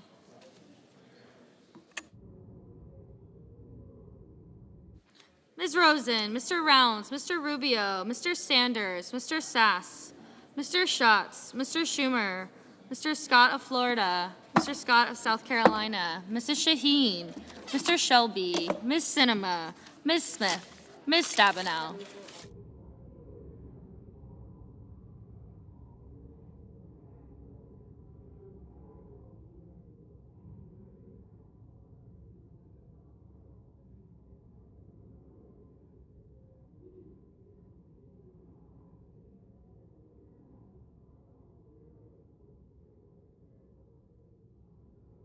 Mr. Sullivan, Mr. Tester, Mr. Thune, Mr. Tillis, Mr. Toomey, Mr. Tuberville, Mr. Van Hollen, Mr. Warner, Mr. Warnock, Ms. Warren, Mr. Whitehouse, Mr. Wicker, Mr. Wyden, Mr. Young.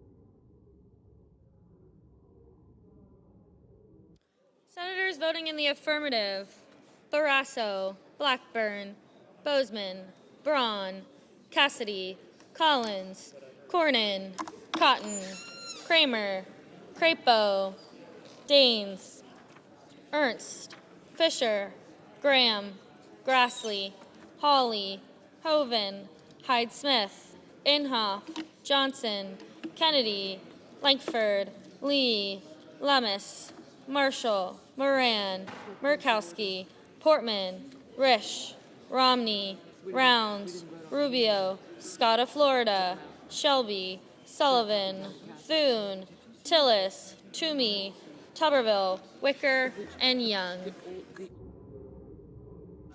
Mr. Scott of South Carolina, aye.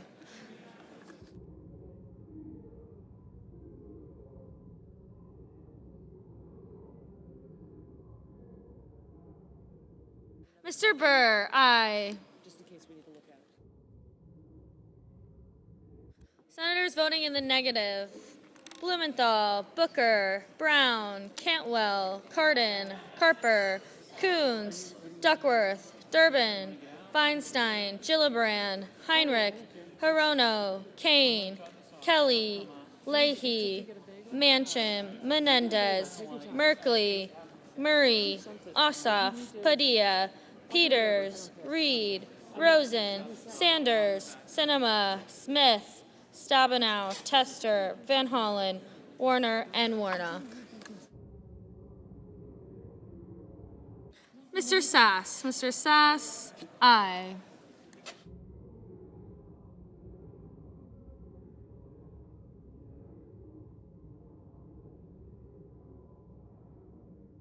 Ms. Baldwin, no. Mr. Lujan, no. Mr. Markey, no. Mr. Schumer, no.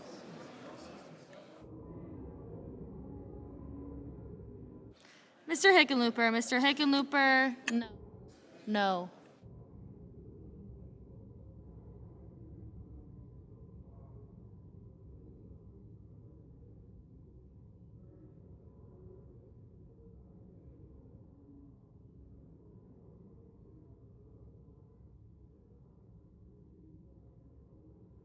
Ms.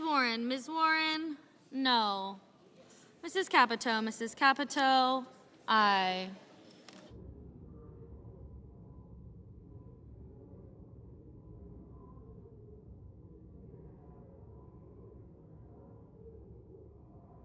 Mr. Cruz, Mr. Cruz, aye.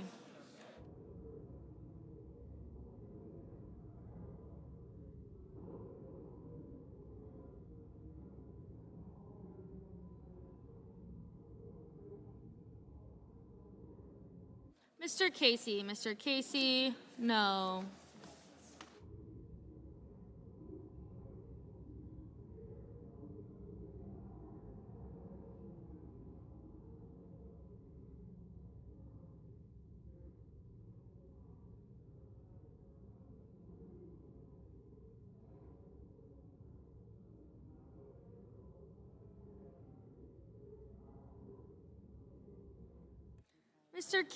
Mr. King, no.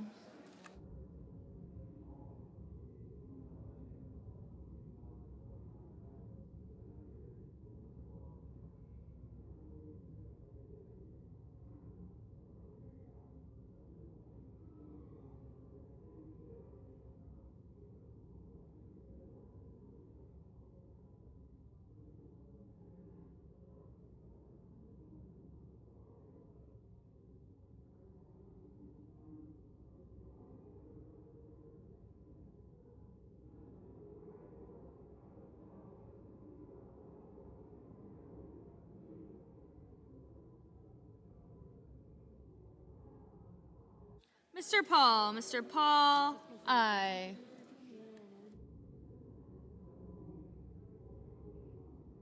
Ms. Klobuchar, no.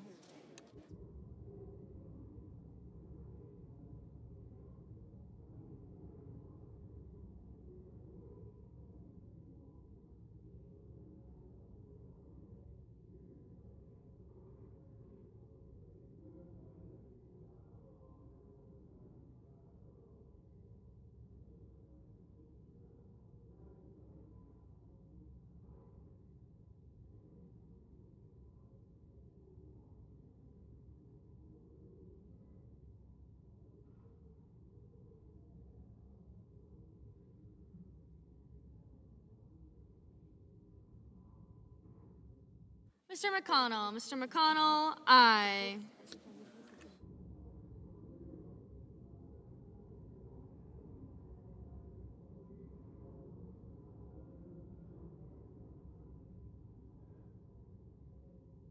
Mr. Haggerty, aye.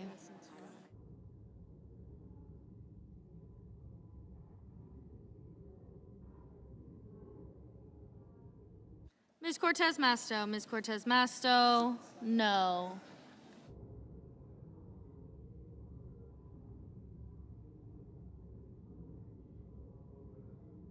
Mr. Blunt, aye. Ms. Hassan, no.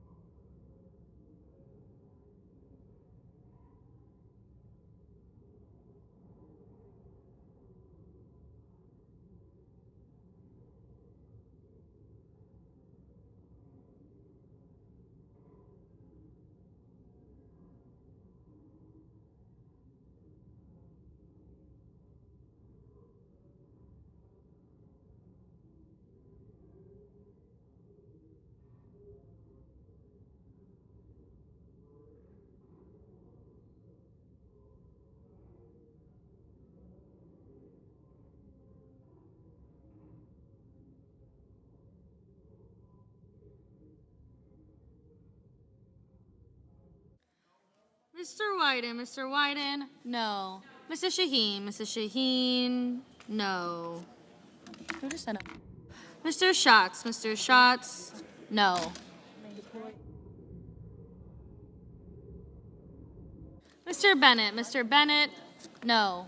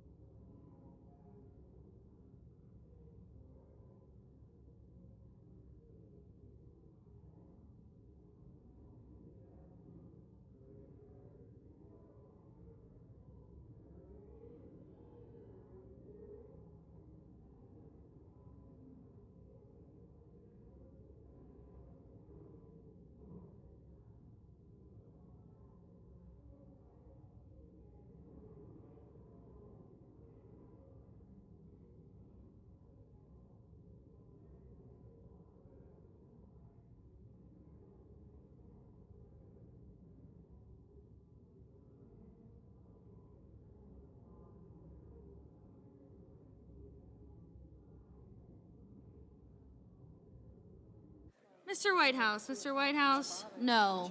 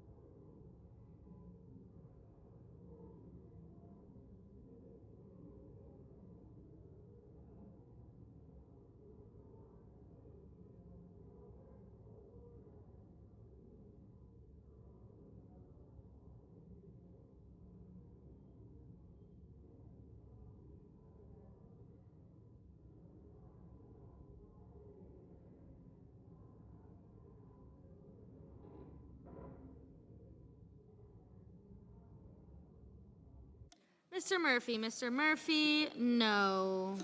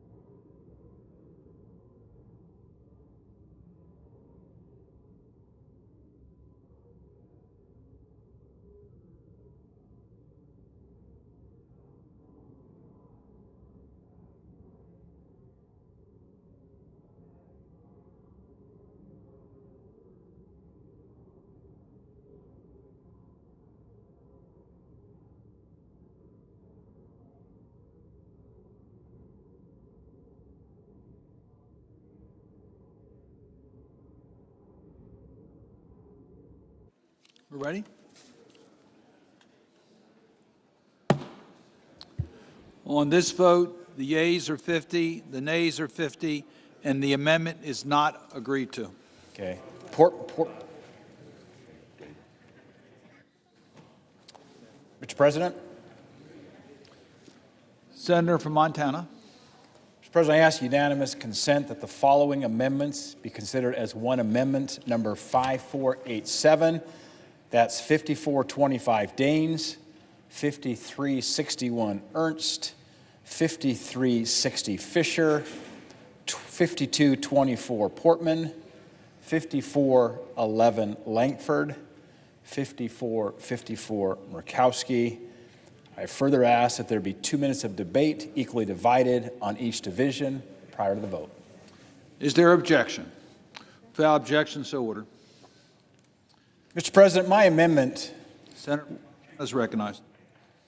Mr. President, my amendment would suspend for 1 second. The clerk will report. The senator from Montana, Mr. Daines, for Mr. Graham, for himself and others, proposes an amendment numbered 5487. Senator from Montana is recognized. Mr. President, my amendment would strike the anti-energy provisions that snuck into this bill behind closed doors. This partisan bill before us has a slew of provisions that raise royalty rates, fees, rents, and taxes that hurt our small oil and gas producers in America the most. And by the way, it's those smaller oil and gas producers that produce over 80% of our supply. I guarantee you, if there's a rebuttal, they'll talk about big oil. This is not big oil. 80% is from the small guys. These small producers don't have the ability to absorb the large increases from the government.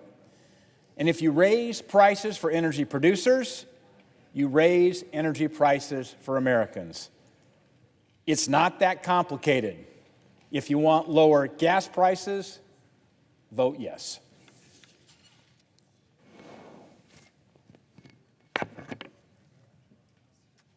Mr. President. The senator from Iowa is recognized. Thank you, Mr. President. This one should be simple. My amendment eliminates subsidies for slave and child labor. The price of buying a car has reached a record high, and what is the Democrats' answer? A tax break for wealthy coastal elites to buy electric vehicles produced with slave and child labor. Currently, this bill already prevents vehicles containing any part sourced or assembled in foreign entities of concern, like China or Russia, from being eligible for the tax credit. And my amendment doesn't change that. My amendment simply ensures that our tax dollars don't subsidize EVs from any countries using child or slave labor.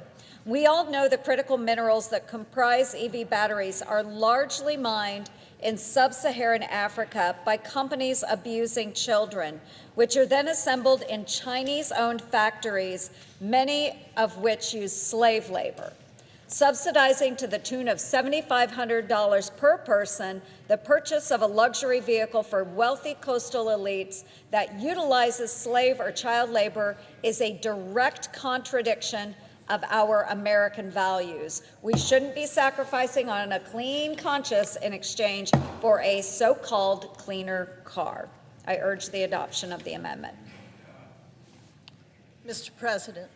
The senator from Nebraska is recognized. Mr. President, my Democratic colleagues say wealthy Americans should pay their fair share, yet they want to expand the electric vehicle tax credit for the rich once again.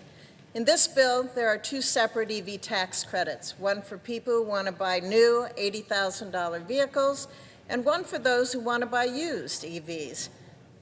Why two separate credits? The tax credit for new EVs is available to the wealthy, while the credit for used EVs is limited to folks with lower incomes. Why do my colleagues on the other side keep giving bigger tax breaks to the rich donors? My change would at least prevent taxpayer dollars from subsidizing the wealthy. I yield.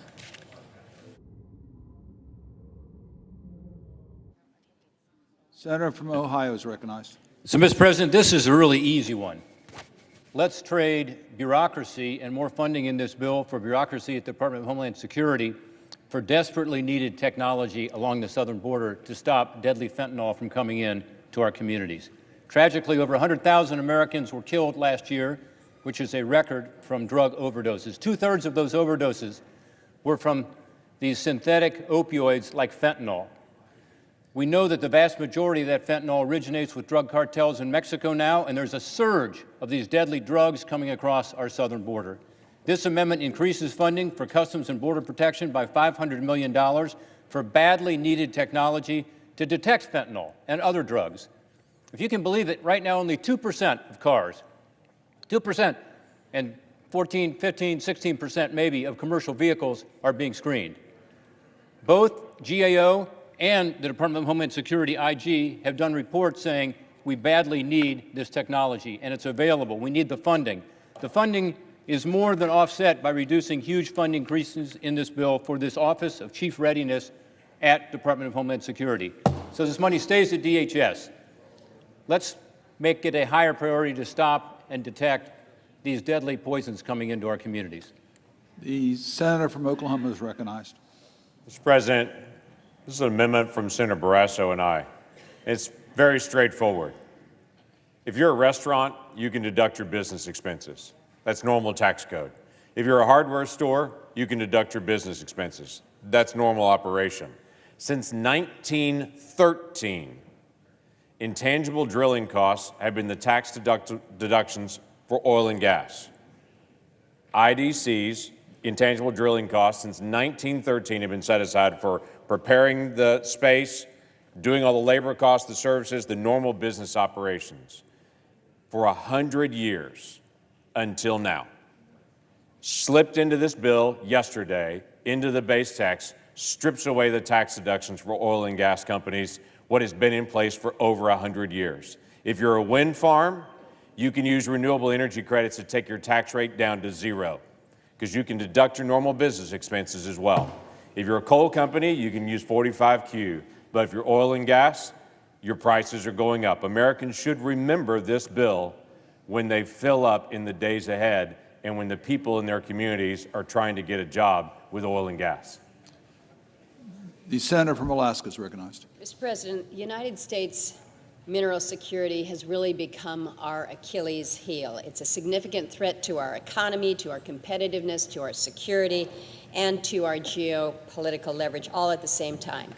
We know that mineral demand is skyrocketing, and yet it's harder than ever to produce minerals here in this country. So what we've done, we've turned to imports to fill the gaps in our supply. So we are seeking through this amendment to put some limited assistance on the table to make sure that projects for the most critical minerals can move forward in a timely manner, and that's what my amendment does for cobalt and for nickel. Right now we import 76% of our cobalt, 48% of our nickel, but demand is growing so dramatically for both as a result of EVs, of energy storage systems, other clean technologies. So what we're seeking to do with this is repurpose $400 million for states to implement energy efficiency codes to instead ensure that domestic nickel and cobalt projects can advance. Thank you, Mr. President. Who yields time in opposition? The senator from New Mexico. Mr. President, these are all problematic amendments that will jeopardize the underlying legislation and the progress on climate, on prescription drugs, on a whole host of other things. So we should all vote no. We should pass this important bill, and we should be done with this. The question is on the amendments. There is sufficient second? There is. The clerk will call the roll. Ms. Baldwin.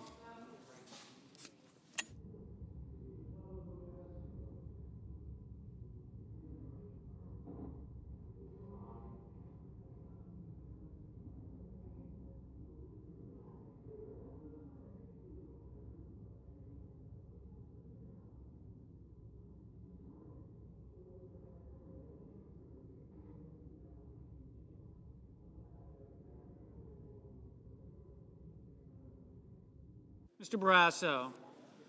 Mr. Bennett.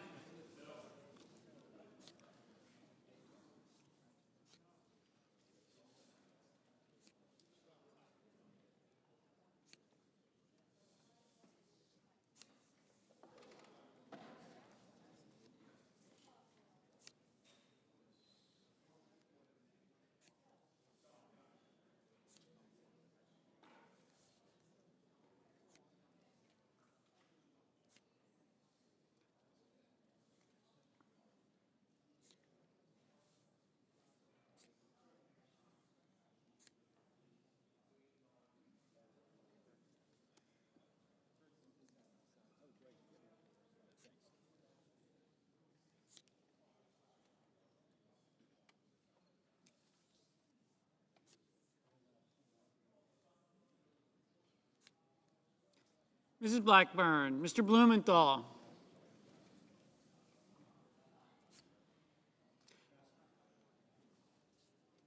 Mr. Blunt, Mr. Booker, Mr. Bozeman, Mr. Braun, Mr. Brown,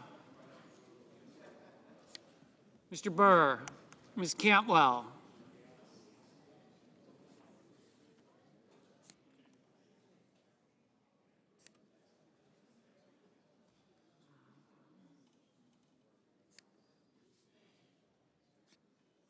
Mrs. Capito, Mr. Cardin,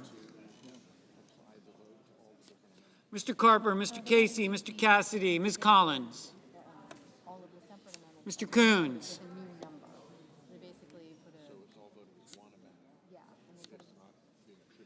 No, it's not. That's correct. It's all been glued together with a new cover sheet and a new amendment tag. Mr. Cornyn, Ms. Cortez Masto,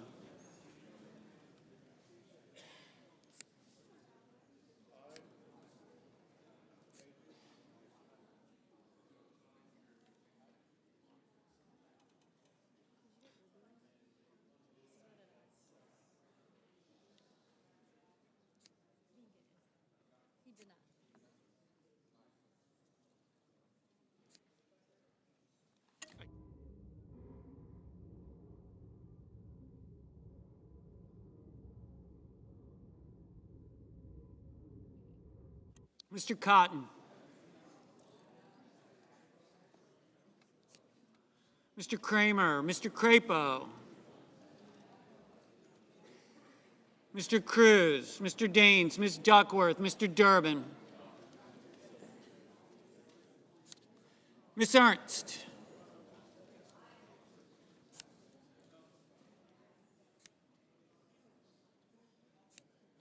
Mrs. Feinstein, Mrs. Fisher, Mrs. Gillibrand, Mr. Graham, Mr. Grassley,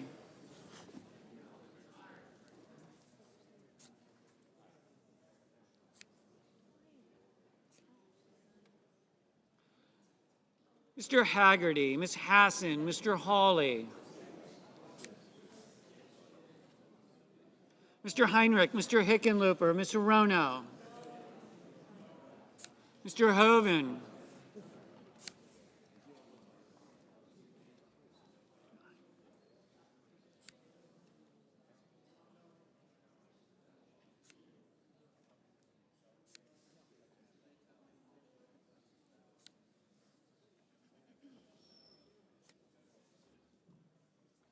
Mrs. Hyde-Smith, Mr. Inhofe, Mr. Johnson, Mr. Kane, Mr. Kelly, Mr. Kennedy, Mr. King, Ms. Klobuchar, Mr. Langford, Mr. Leahy, Mr. Lee, Mr. Lujan, Ms. Lummis, Mr. Manchin, Mr. Markey, Mr. Marshall, Mr. McConnell,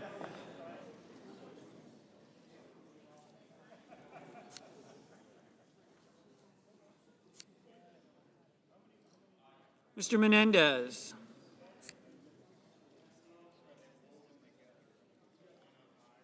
Mr. Merkley, Mr. Moran, Ms. Murkowski,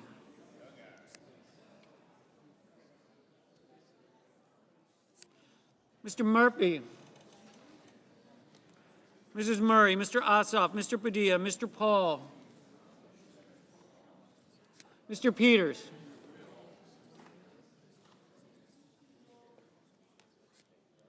Mr. Portman, Mr. Reed, Mr. Risch, Mr. Romney, Ms. Rosen, Mr. Rounds, Mr. Rubio, Mr. Sanders,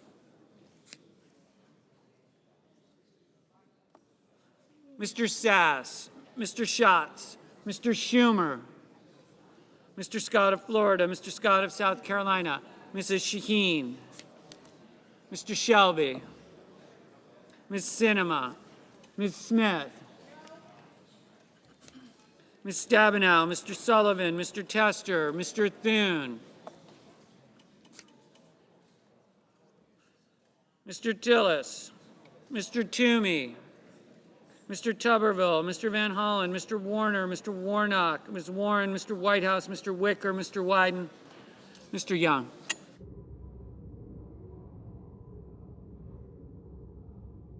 Senators voting in the affirmative: Barrasso, Blackburn, Blunt, Bozeman, Braun, Capito, Cassidy, Collins, Cornyn, Kramer, Daines, Ernst, Fisher, Graham, Grassley, Haggerty, Hoeven, Hyde-Smith, Inhofe, Johnson, Kennedy, Lankford, Lee, Marshall, Moran, Murkowski, Hall, Portman, Romney, Rounds, Rubio, Scott of Florida, Scott of South Carolina, Sullivan, Tillis, Tuberville, Wicker, Young. Senators voting in the negative: Baldwin, Bennett, Blumenthal, Booker, Brown, Cantwell, Cardin, Carper, Casey, Coons, Cortez Masto, Duckworth, Durbin, Gillibrand, Hassan, Heinrich, Hickenlooper, Hirono, Kane, Kelly, King, Lujan, Markey, Menendez, Merkley, Murray, Ossoff, Badia, Peters, Reed, Rosen, Schatz, Shaheen, Sinema, Smith, Stabenow, Tester, Van Hollen, Warner, Warnock, Warren, Whitehouse, Wyden. Mr. Risch, aye. Ms. Lummis, aye.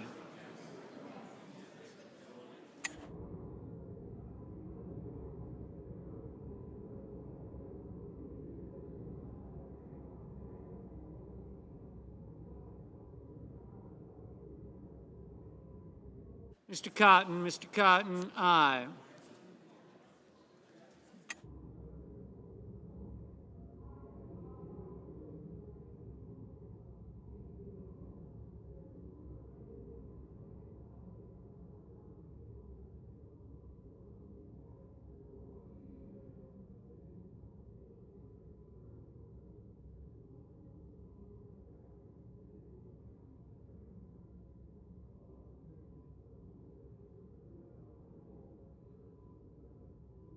Mr. Thune, aye.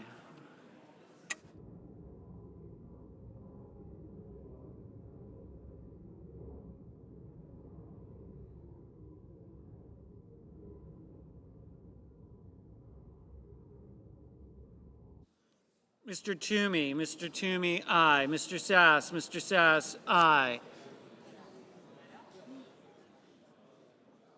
Mrs. Feinstein, no.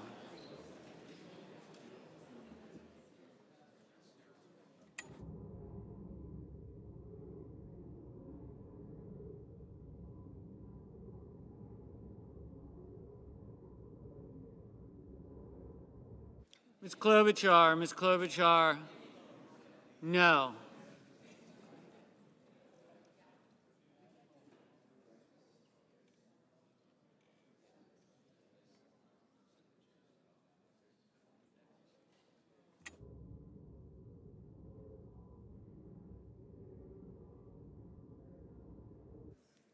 Mr. Murphy,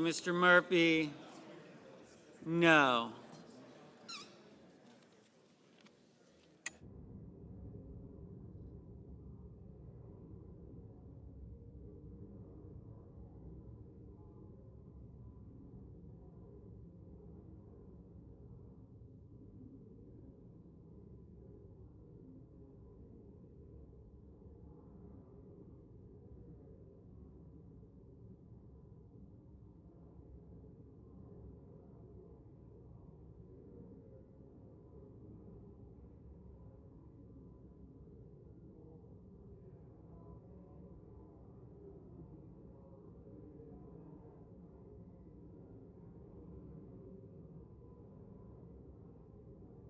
Mr. Manchin, no. Mr. Hawley, aye.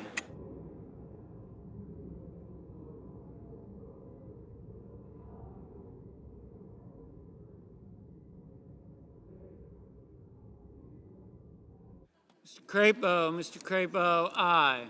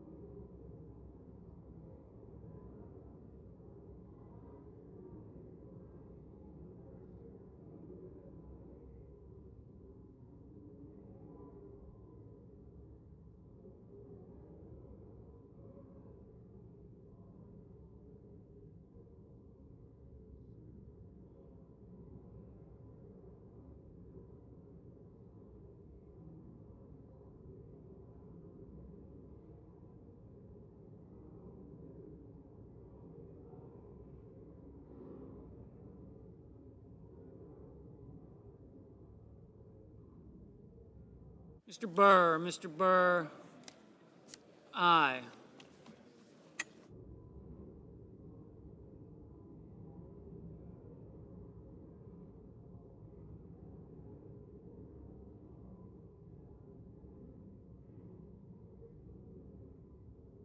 Mr. Shelby, aye.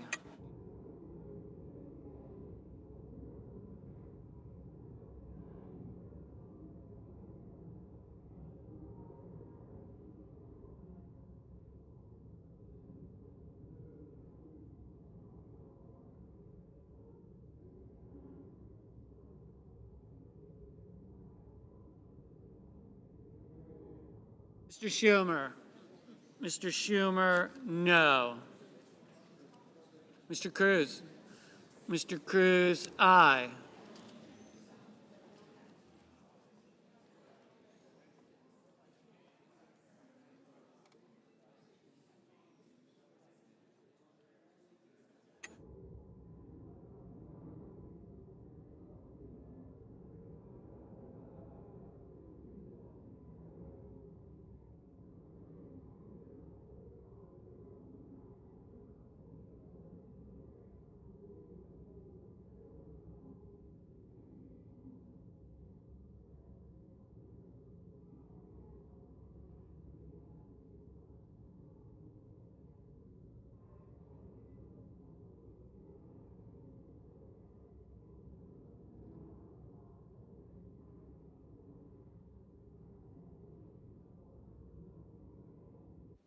Mr. Leahy. Mr. Leahy, no.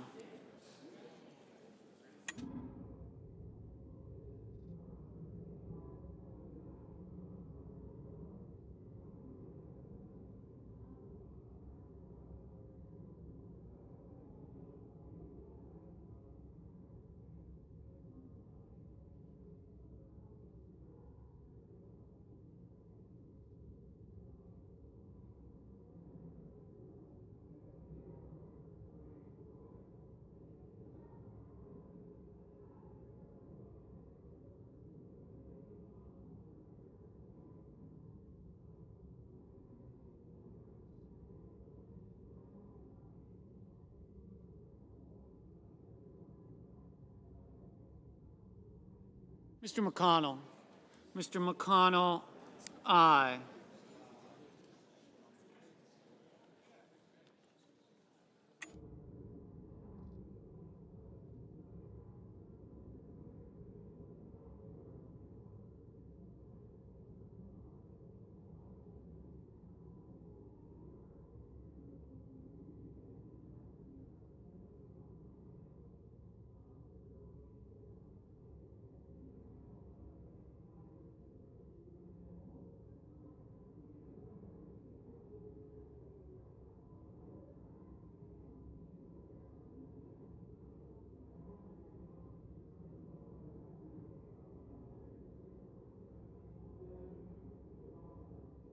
Mr. Sanders. Mr. Sanders, no.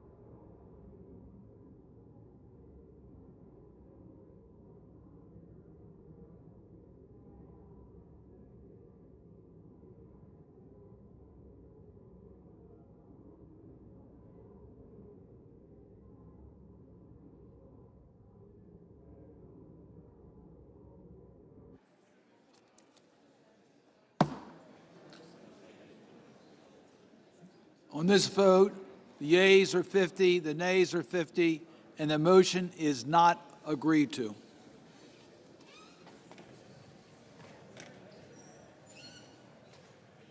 Mr. President, Senator from Tennessee is recognized. I have a motion at the desk. Senator, be in order. Clerk will report. Senator from I Tennessee, ask to Mr. dispense Hagerty. with the reading, Mr. President. Without objection. Mr. President, in fiscal year 2021, Immigration and Customs Enforcement arrested more than 12,000 illegal aliens with aggravated felony convictions, an all-time record number of illegal border crossers entered our country last year. This is an unprecedented national security crisis. Before we spend billions of dollars on Green New Deal programs, the department should first do its core job of securing the homeland. The gentleman will suspend. The Senate will be in order. Thank you, Mr. Senator from President. Tennessee is recognized. This same policy was adopted 53-46 during the budget resolution process last August, with 4 of my Democrat colleagues joining me. Now, 1 year later, we have a worse crisis and an opportunity to provide real funding to protect our citizens from individuals who endanger our communities. I hope my colleagues on the other side of the aisle will maintain their previous support for this common-sense approach to fund law enforcement and put public safety and national security over partisan politics. We have a chance to address this in a real manner right now. Solving a major crisis like this is worth taking a little more time. I urge my colleagues to support this motion. Deputy Majority Leader. Mr. President, members, the senator from Tennessee just provided us with this copy of his new amendment, and I hope you'll take a look at it because it is recommitting this measure for 3 days. End of conversation, end of debate, end of any possibility of passing what we consider to be a major piece of legislation for prescription drugs, for dealing with environmental issues. The list goes on. We've faced this so many times already in the last 12 or 14 hours. But the second thing I'd like to note is we understand the seriousness of this challenge, so much so that we've already decided it's a crime. And it's a crime that can be prosecuted. And it's a crime that is investigated and enforced by an agency of the federal government, which we funded just 4 months ago. 4 months ago, we gave $8 billion to ICE for this purpose. 31 Republicans voted against funding this purpose. One of them was a senator from Tennessee. So now we're told we need the money, but 4 months ago, he wouldn't vote for it. I think we know what we have here. We have a challenge that really is important to this nation that both parties share, but we have a political challenge with an effort to derail this measure today. Stick together, vote against this amendment. Mr. President, do I have any more time left? There's no additional time. I ask for the yeas and nays. Is there a sufficient second? There is. The clerk will call the roll. Ms. Baldwin.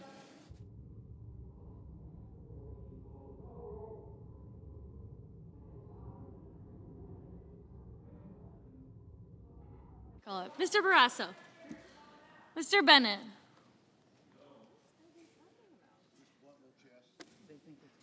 Mrs. Blackburn. Soon.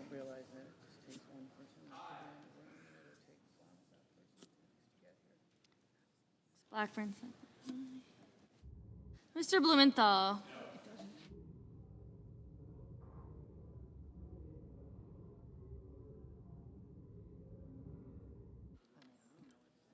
Mr. Blunt. Mr. Booker.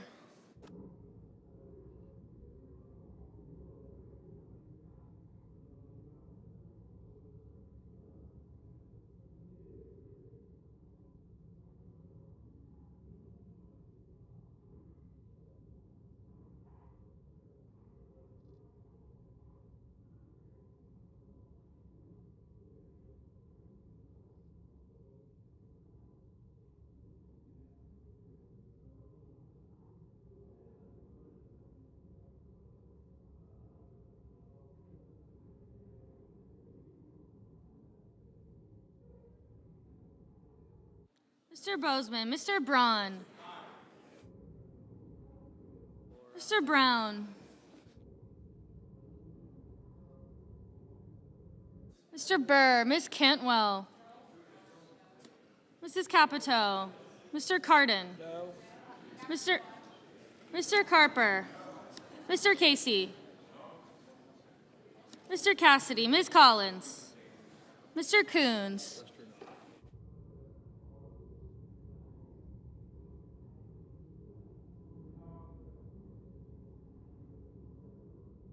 Mr. Cornyn, Ms. Cortez Masto,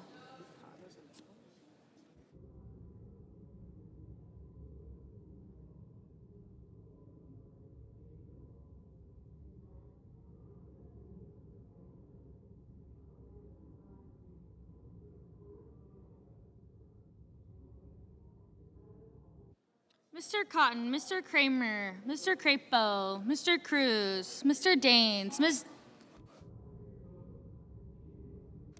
Duckworth, Mr. Durbin, Ms. Ernst,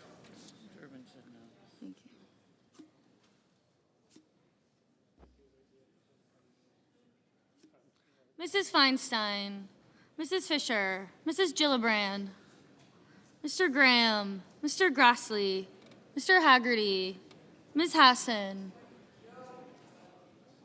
Mr. Hawley, Mr. Heinrich, Mr. Hickenlooper, Ms. Hirono, Mr. Hoven, Mrs. Hyde-Smith, Mr. Inhofe, Mr. Johnson, Mr. Kane, Mr. Kelly, Mr. Kennedy, Mr. King, Ms. Klobuchar, Mr. Langford, Mr. Leahy, Mr. Lee, Mr. Lujan,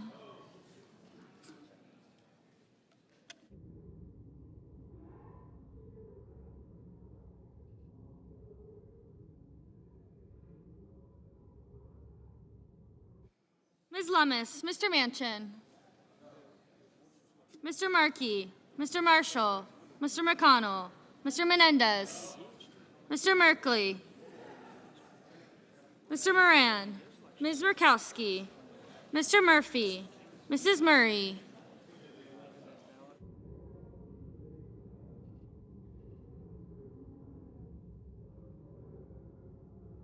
Mr. Ossoff,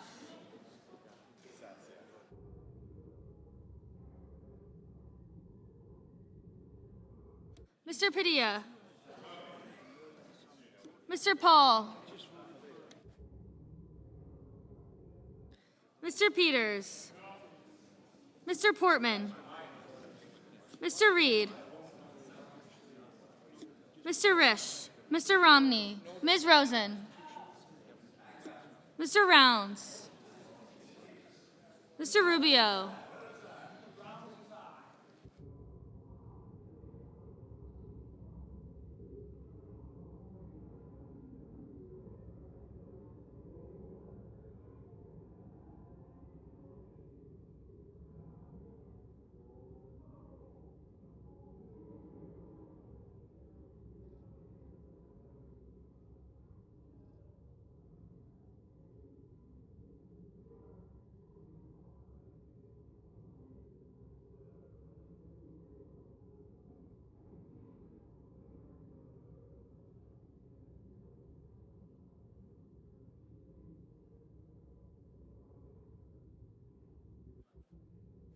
Mr. Rounds, Mr. Rubio, Mr. Sanders, Mr. Sass, Mr. Schatz, Mr. Schumer, Mr. Scott of Florida, Mr. Scott of South Carolina, Mrs. Shaheen,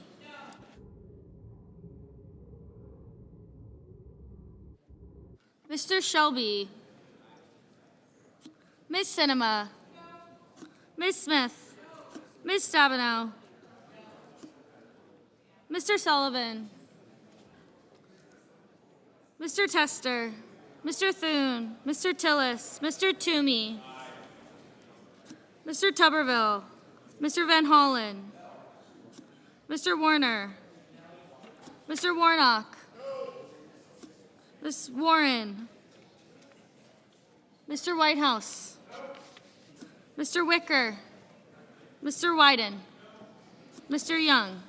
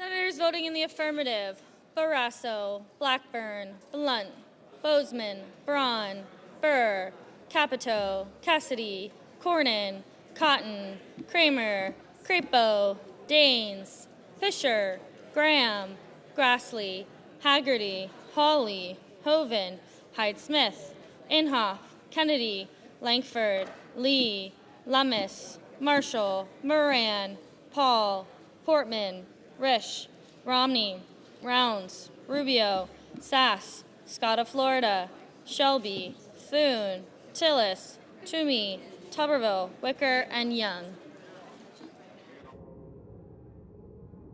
Ms. Collins, aye. Ms. Murkowski, aye. Senators voting in the negative: Baldwin, Bennett, Blumenthal, Brown, Cantwell, Cardin, Carper, Casey, Coons, Cortez Masto, Duckworth, Durbin, Feinstein, Gillibrand, Hassan, Heinrich, Hickenlooper, Hirono, Kane, Kelly, King, Klobuchar, Leahy, Lujan, Manchin, Markey, Menendez, Merkley, Murray, Ossoff, Padilla, Peters, Reed, Rosen, Sanders, Schatz, Schumer, Shaheen, Sinema, Smith, Stabenow, Tester, Van Hollen, Warner, Warnock, Whitehouse, and Wyden.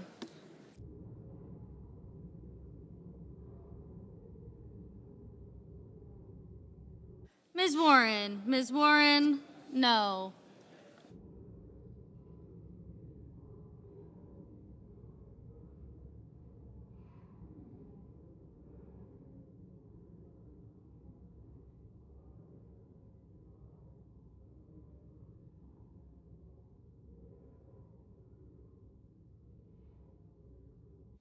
Mr. Scott of South Carolina, aye. Mr. Murphy, no.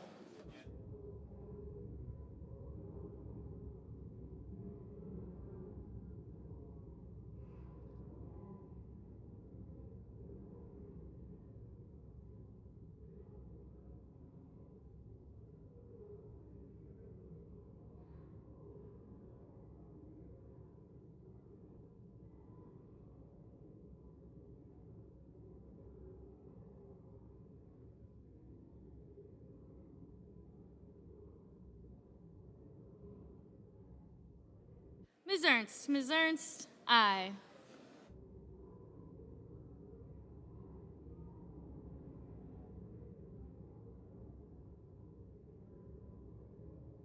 Mr. Booker, no.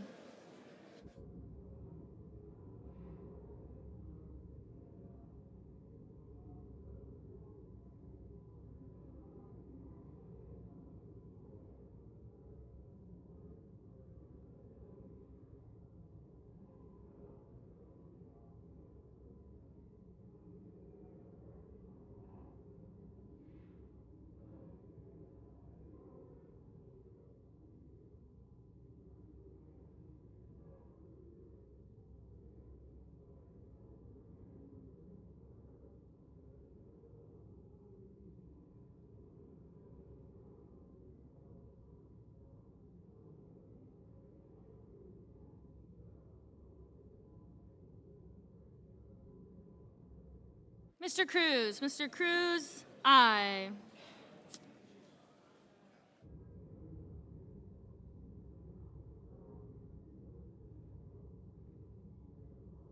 Mr. Johnson, aye.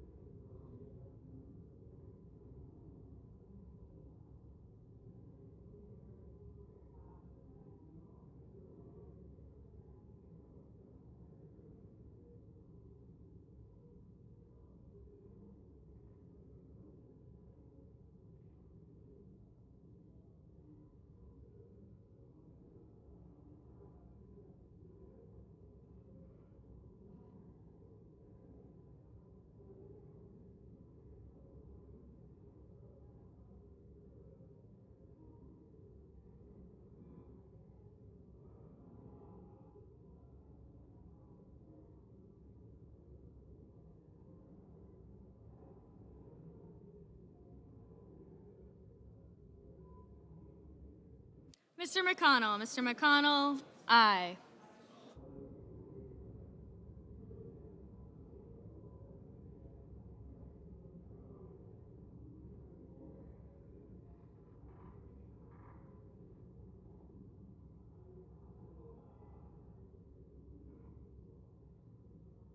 Mr. Sullivan. Mr. Sullivan, aye.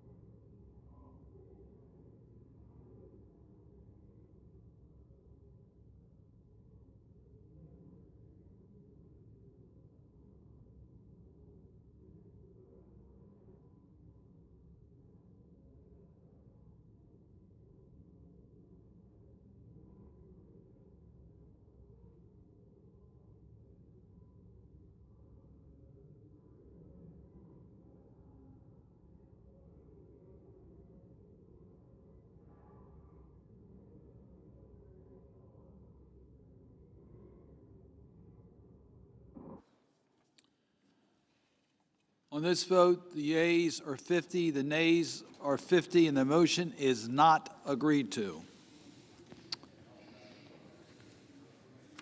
Mr. President.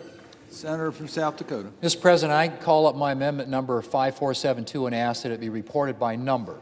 Clerk will report. The senator from South Dakota, Mr. Thune, proposes an amendment number 5472 to amendment number 5194. Mr. President, Democrats say that the book minimum tax will apply only to very large corporations with a 3-year average financial statement income in excess of $1 billion. But as their bill is currently proposed, and this change occurred basically in the last 24 hours, the bill would now require unrelated companies of any size held by funds or partnerships to combine their otherwise unrelated income to determine if they meet an aggregate $1 billion income threshold, subjecting each respective company to the book minimum tax, even if its own income is far too low. This significant expansion of the tax has the potential to subject thousands of American businesses to the book's minimum tax as administrative and financial burdens.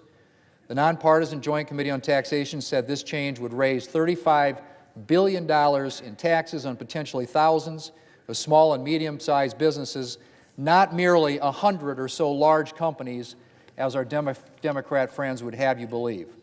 My amendment is fully offset by extending for 1 year the cap on the state and local tax deduction enacted in the Tax Cuts and Jobs Act, and I encourage my colleagues to support this amendment and help ensure that our nation's small and medium-sized businesses aren't hit with a misguided and entirely inappropriate $35 billion tax hike.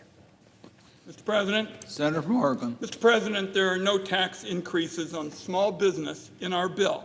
The only companies that are paying under our bill are corporations with at least $1 billion in profit per year. Republicans are calling private equity giants and foreign corporations with at least $1 billion in profits small businesses because they want private equity and foreign corporations to get more favorable treatment. Rather than close loopholes for billion-dollar private equity firms, Republicans would raise taxes on those making less than $400,000 per year. I urge a no vote. Questions on the amendment? Is there sufficient second? There is. The clerk will call the roll. Ms. Baldwin. Mr. Barrasso. Mr. Bennett. Mrs. Blackburn. Mr. Blumenthal. Mr. Blunt. Mr. Booker. Mr. Bozeman. Mr. Braun. Mr. Brown. Mr. Burr. Ms. Cantwell. Mrs. Capito. Mr. Cardin. Mr. Carper. Mr. Casey. Mr. Cassidy. Ms. Collins. Mr. Coons. Mr. Cornyn. Ms. Cortez Masto. Mr. Cotton.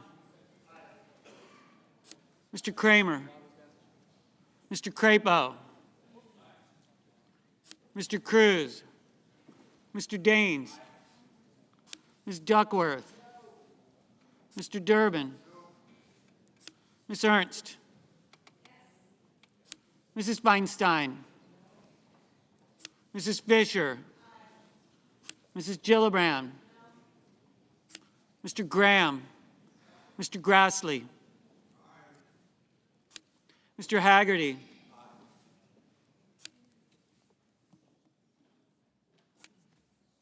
Ms. Hassan. Mr. Hawley. Mr. Heinrich. Mr. Hickenlooper. Ms. Hirono. Mr. Hoven. Mrs. Hyde-Smith. Mr. Inhofe. Mr. Johnson. Mr. Kane. Mr. Kelly. Mr. Kennedy. Mr. King. Ms. Klobuchar. Mr. Langford. Mr. Leahy.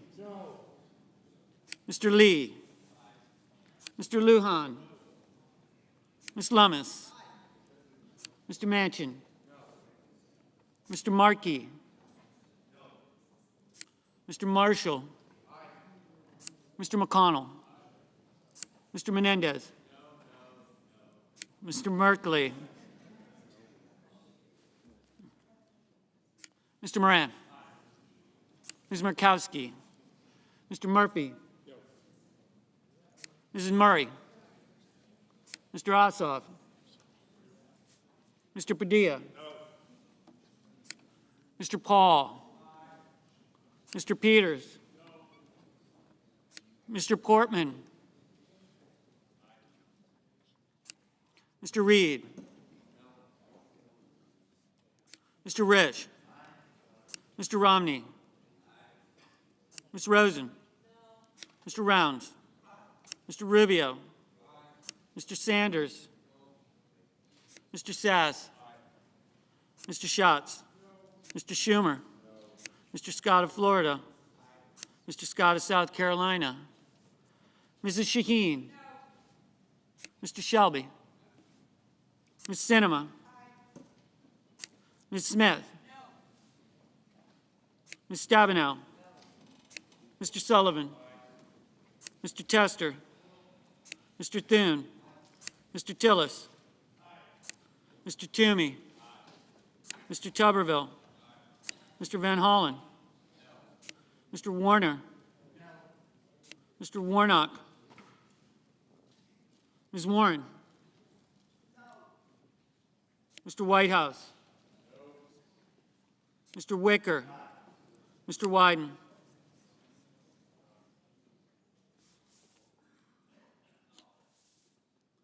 Mr. Young.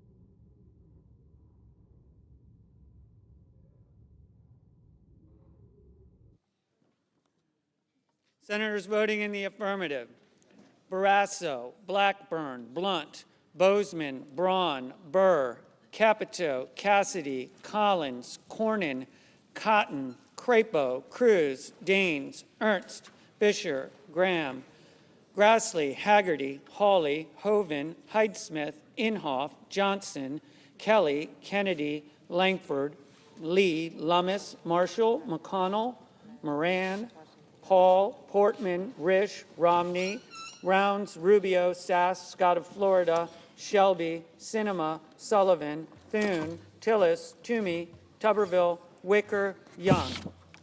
Mr. Scott of South Carolina, aye.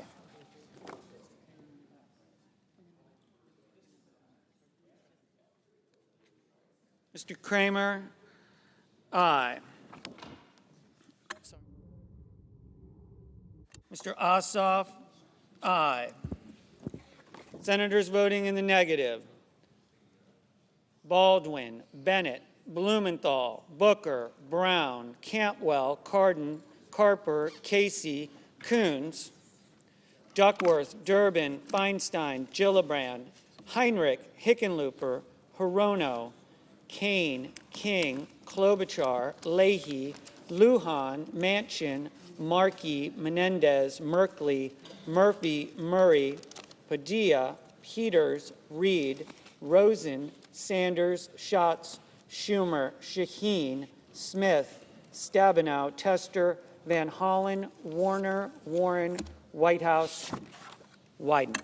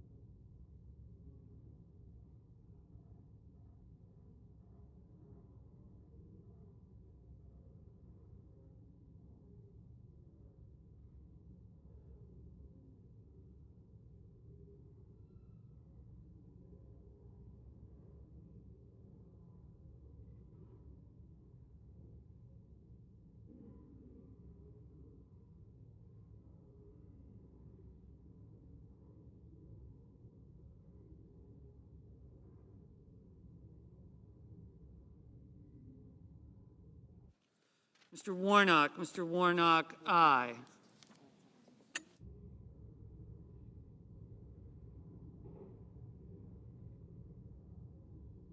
Ms. Murkowski, aye.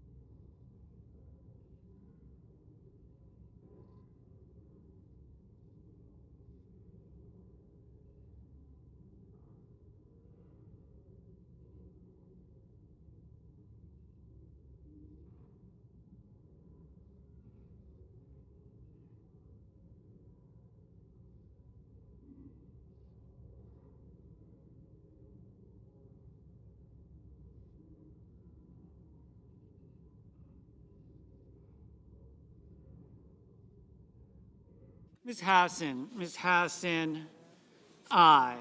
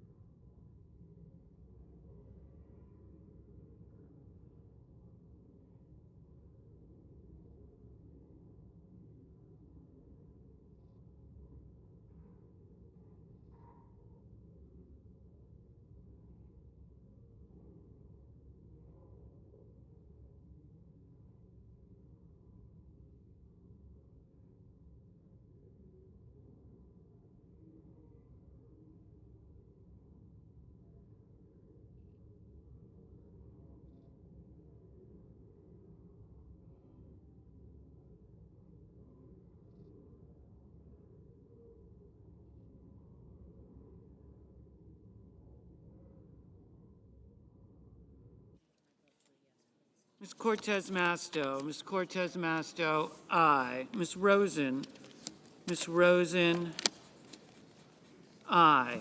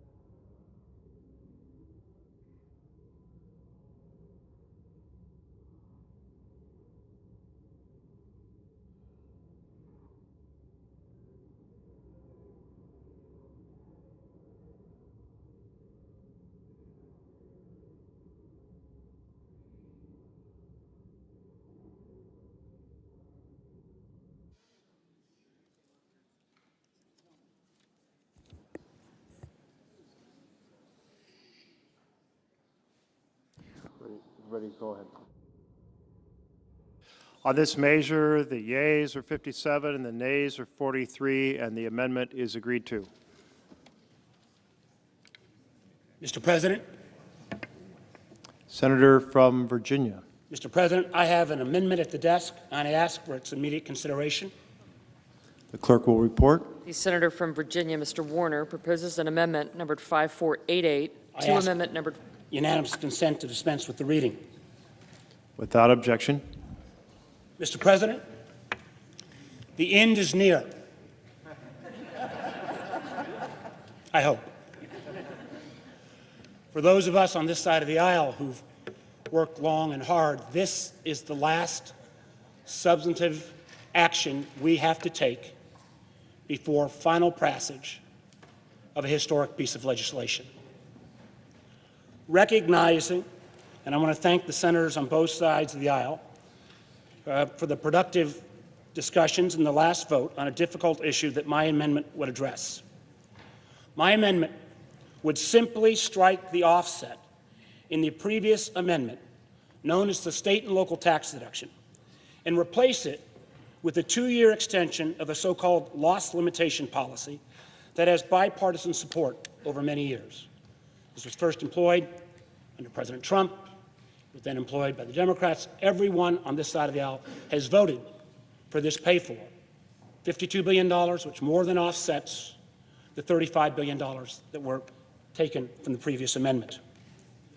This amendment will allow us to move forward on this historic legislation on drug prices, climate change, reform the tax code, and bringing down inflation and making sure we've got a true comprehensive energy policy. I urge all my colleagues to support the amendment.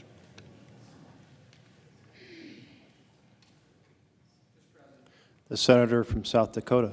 Mr. President, I would urge my colleagues to oppose this amendment. The amendment we just voted on and passed has an offset in there, and it's a provision that works very, very well and covers getting rid of this tax on private equity, on small businesses and larger businesses in this country. And what the senator from Virginia is proposing is an offset loss limitation, and he's right, we have voted for it. We voted for it because we put it in the tax bill in 2017 as an offset, and what it offset and paid for was the 199A deduction that benefits all our pass-through businesses, small businesses across this country, which expires in 2026. That very offset is how we're going to pay for extending the 199A deduction for pass-through businesses in this country. So if you want to rob it and use it here, it's not going to be available when it comes time to help out those small businesses, all of whom you represent, pass-through businesses across this country. The offset, the pay-for, in my amendment, is the right way to do this. I urge you to oppose the amendment. President, do I have any time remaining? All time has expired. I'd urge adoption of the amendment. The question is on the amendment. Is there a sufficient second? There is. The clerk will call the roll. Ms. Baldwin, Mr. Barrasso, Mr. Bennett, Mrs. Blackburn, Mr. Blumenthal, Mr. Blunt, Mr. Booker, Mr. Bozeman, Mr. Braun, Mr. Brown, Mr. Burr, Ms. Cantwell, Mrs. Capito, Mr. Cardin, Mr. Carper, Mr. Casey, Mr. Cassidy, Ms. Collins, Mr. Coons, Mr. Cornyn, Ms. Cortez Masto, Mr. Cotton, Mr. Kramer, Mr. Crapo, Mr. Cruz, Mr. Daines, Ms. Duckworth, Mr. Durbin, Ms. Ernst, Mrs. Feinstein, Mrs. Fisher, Mrs. Gillibrand, Mr. Graham, Mr. Grassley, Mr. Haggerty, Ms. Hassan, Mr. Hawley, Mr. Heinrich, Mr. Hickenlooper, Ms. Hirono, Mr. Hoven, Mrs. Hyde-Smith, Mr. Inhofe, Mr. Johnson, Mr. Kane, Mr. Kelly, Mr. Kennedy, Mr. King, Ms. Klobuchar, Mr. Lankford, Mr. Leahy, Mr. Lee, Mr. Lujan,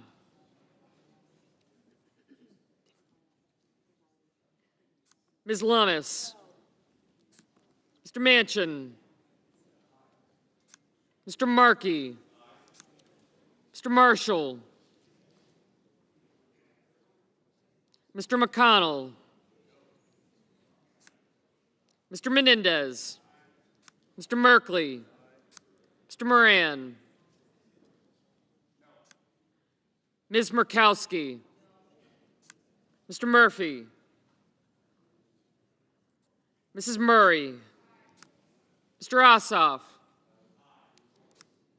Mr. Padilla, Mr. Paul, Mr. Peters, Mr. Portman, Mr. Reed, Mr. Risch, Mr. Portman, no.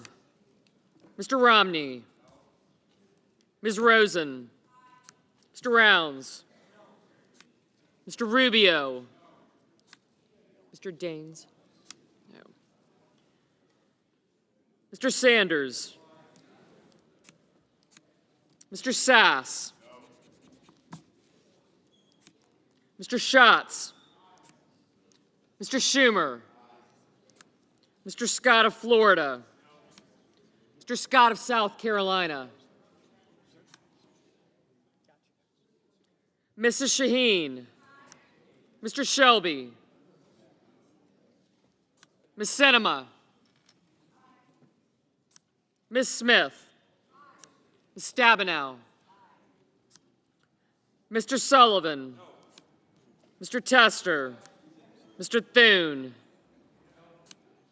Mr. Tillis, Mr. Toomey, Mr. Tuberville, Mr. Van Hollen, Mr. Warner, Mr. Warnock, Ms. Warren, Mr. Whitehouse, Mr. Wicker, Mr. Wyden,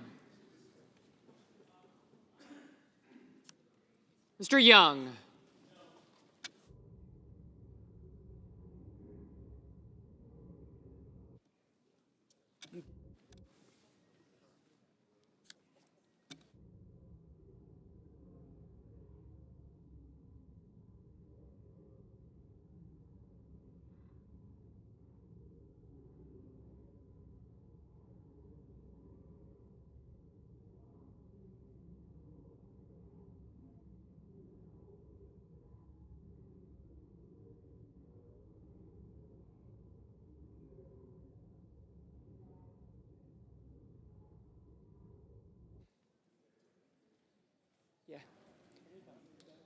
Senators voting in the affirmative: Baldwin, Bennett, Blumenthal, Booker, Brown, Cantwell, Cardin, Carper, Casey, Coons, Cortez Masto, Duckworth, Durbin, Feinstein, Gillibrand, Hassan, Heinrich, Hickenlooper, Hirono, Kane, Kelly, King, Klobuchar, Leahy, Lujan, Manchin, Markey, Menendez, Merkley, Murphy, Murray, Ossoff, Padilla, Peters, Reed, Rosen, Sanders, Schatz, Schumer, Shaheen, Sinema, Smith, Stabenow, Tester, Van Hollen, Warner, Warnock, Warren, Whitehouse, and Wyden.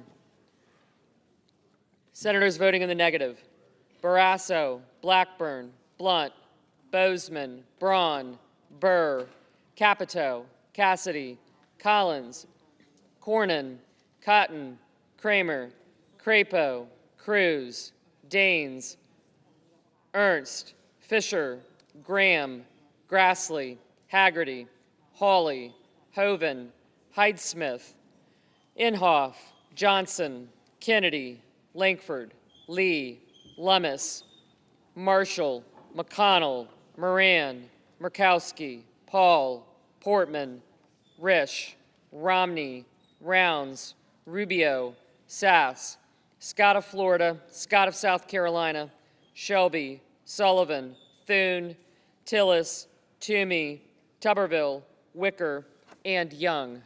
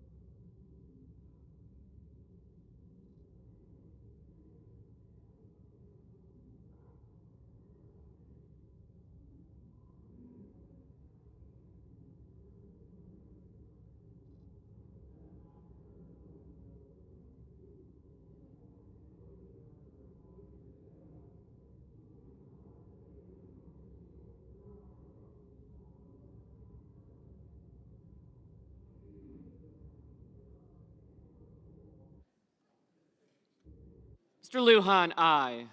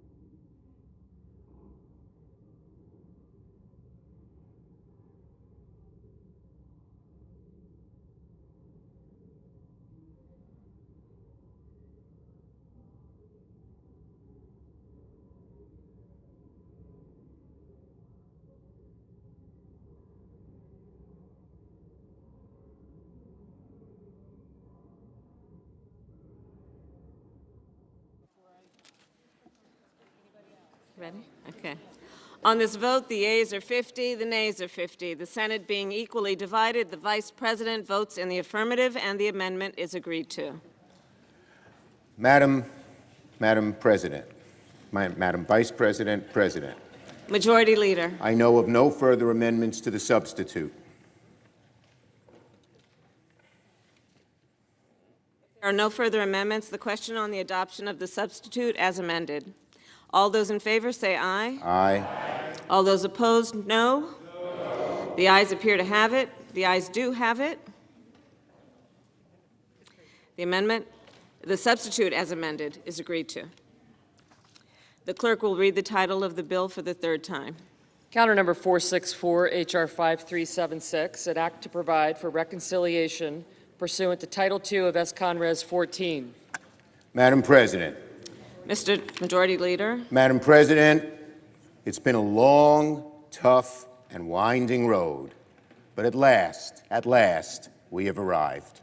I know it's been a long day and a long night, but we've gotten it done. Today, after more than a year of hard work, the Senate is making history. I am confident the Inflation Reduction Act will endure as one of the defining legislative feats of the 21st century. Our bill reduces inflation, lowers costs, creates millions of good-paying jobs, and is the boldest climate package in U.S. history. This bill will kickstart the era of affordable clean energy in America. It's a game changer, it's a turning point, and it's been a long time in coming. To Americans who've lost faith that Congress can do big things, this bill is for you. To seniors who face the indignity of rationing medications or skipping them altogether, this bill is for you. And to the tens of millions of young Americans who have spent years marching, rallying, demanding that Congress act on climate change, this bill is for you. The time has come to pass this historic bill. I ask The question is on passage of H.R. 5376 as amended. I ask for the yeas and nays. Is there a sufficient second? There appears to be. The clerk will call the roll. Ms. Baldwin. Aye. Mr. Barrasso. No. Mr. Bennett.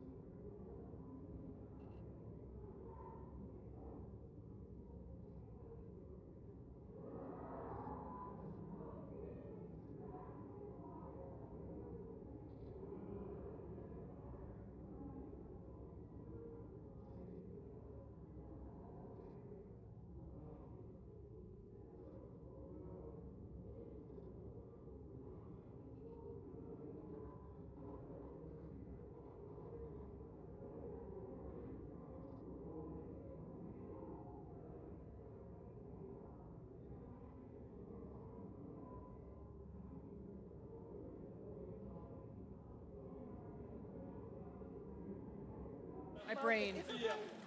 Mrs. Blackburn, Mr. Blumenthal, Mr. Blunt, Mr. Booker, Mr. Bozeman, Mr. Braun, Mr. Brown, Mr. Burr, Ms. Cantwell, Mrs. Capito, Mr. Cardin, Mr. Carper, Mr. Casey, Mr. Cassidy, Ms. Collins, Mr. Coons, Mr. Cornyn, Ms. Cortez Masto, Mr. Cotton, Mr. Kramer, Mr. Crapo, Mr. Cruz, Mr. Daines, Ms. Duckworth, Mr. Durbin, Ms. Ernst, Mrs. Feinstein, Mrs. Fisher, Mrs. Gillibrand, Mr. Graham, Mr. Grassley, Mr. Haggerty, Ms. Hassan, Mr. Hawley, Mr. Heinrich, Mr. Hickenlooper, Ms. Hirono, Mr. Hoven, Mrs. Hyde-Smith, Mr. Inhofe, Mr. Johnson, Mr. Kane, Mr. Kelly, Mr. Kennedy, Mr. King, Ms. Klobuchar, Mr. Lankford, Mr. Leahy, Mr. Lee, Mr. Lujan, Ms. Lummis, Mr. Manchin, Mr. Markey, Mr. Marshall, Mr. McConnell, Mr. Menendez, Mr. Merkley, Mr. Moran, Ms. Murkowski, Mr. Murphy,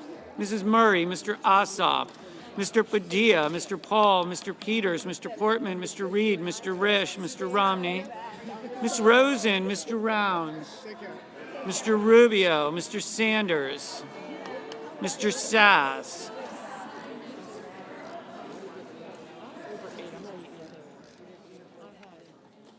was he?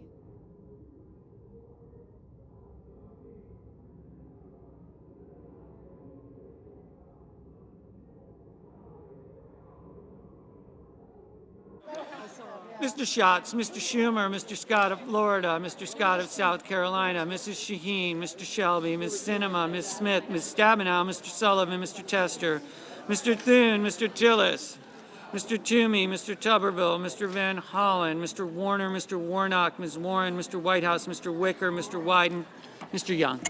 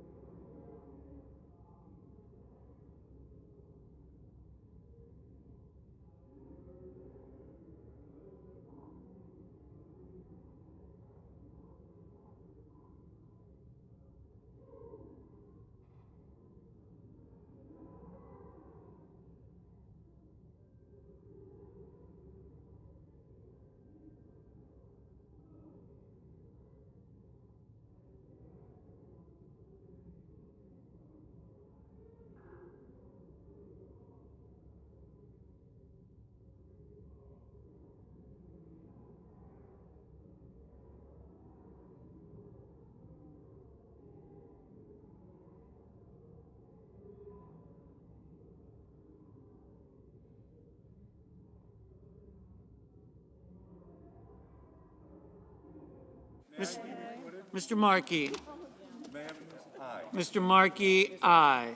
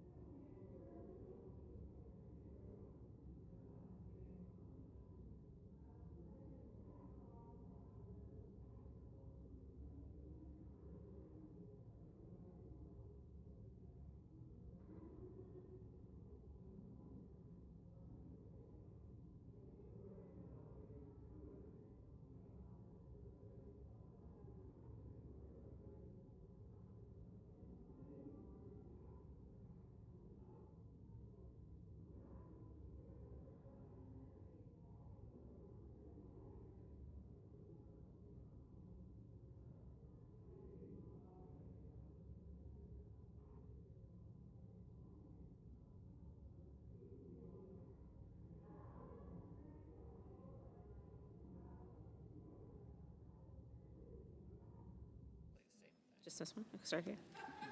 Or start here. On this vote,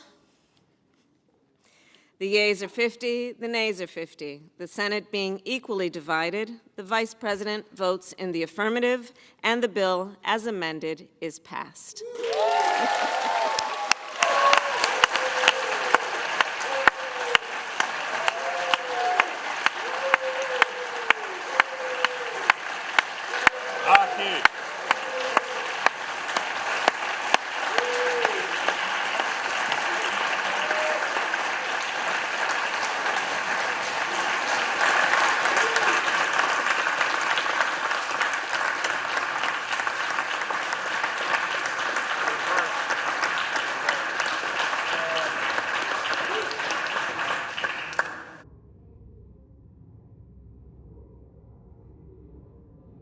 So, Madam President, The Majority Leader.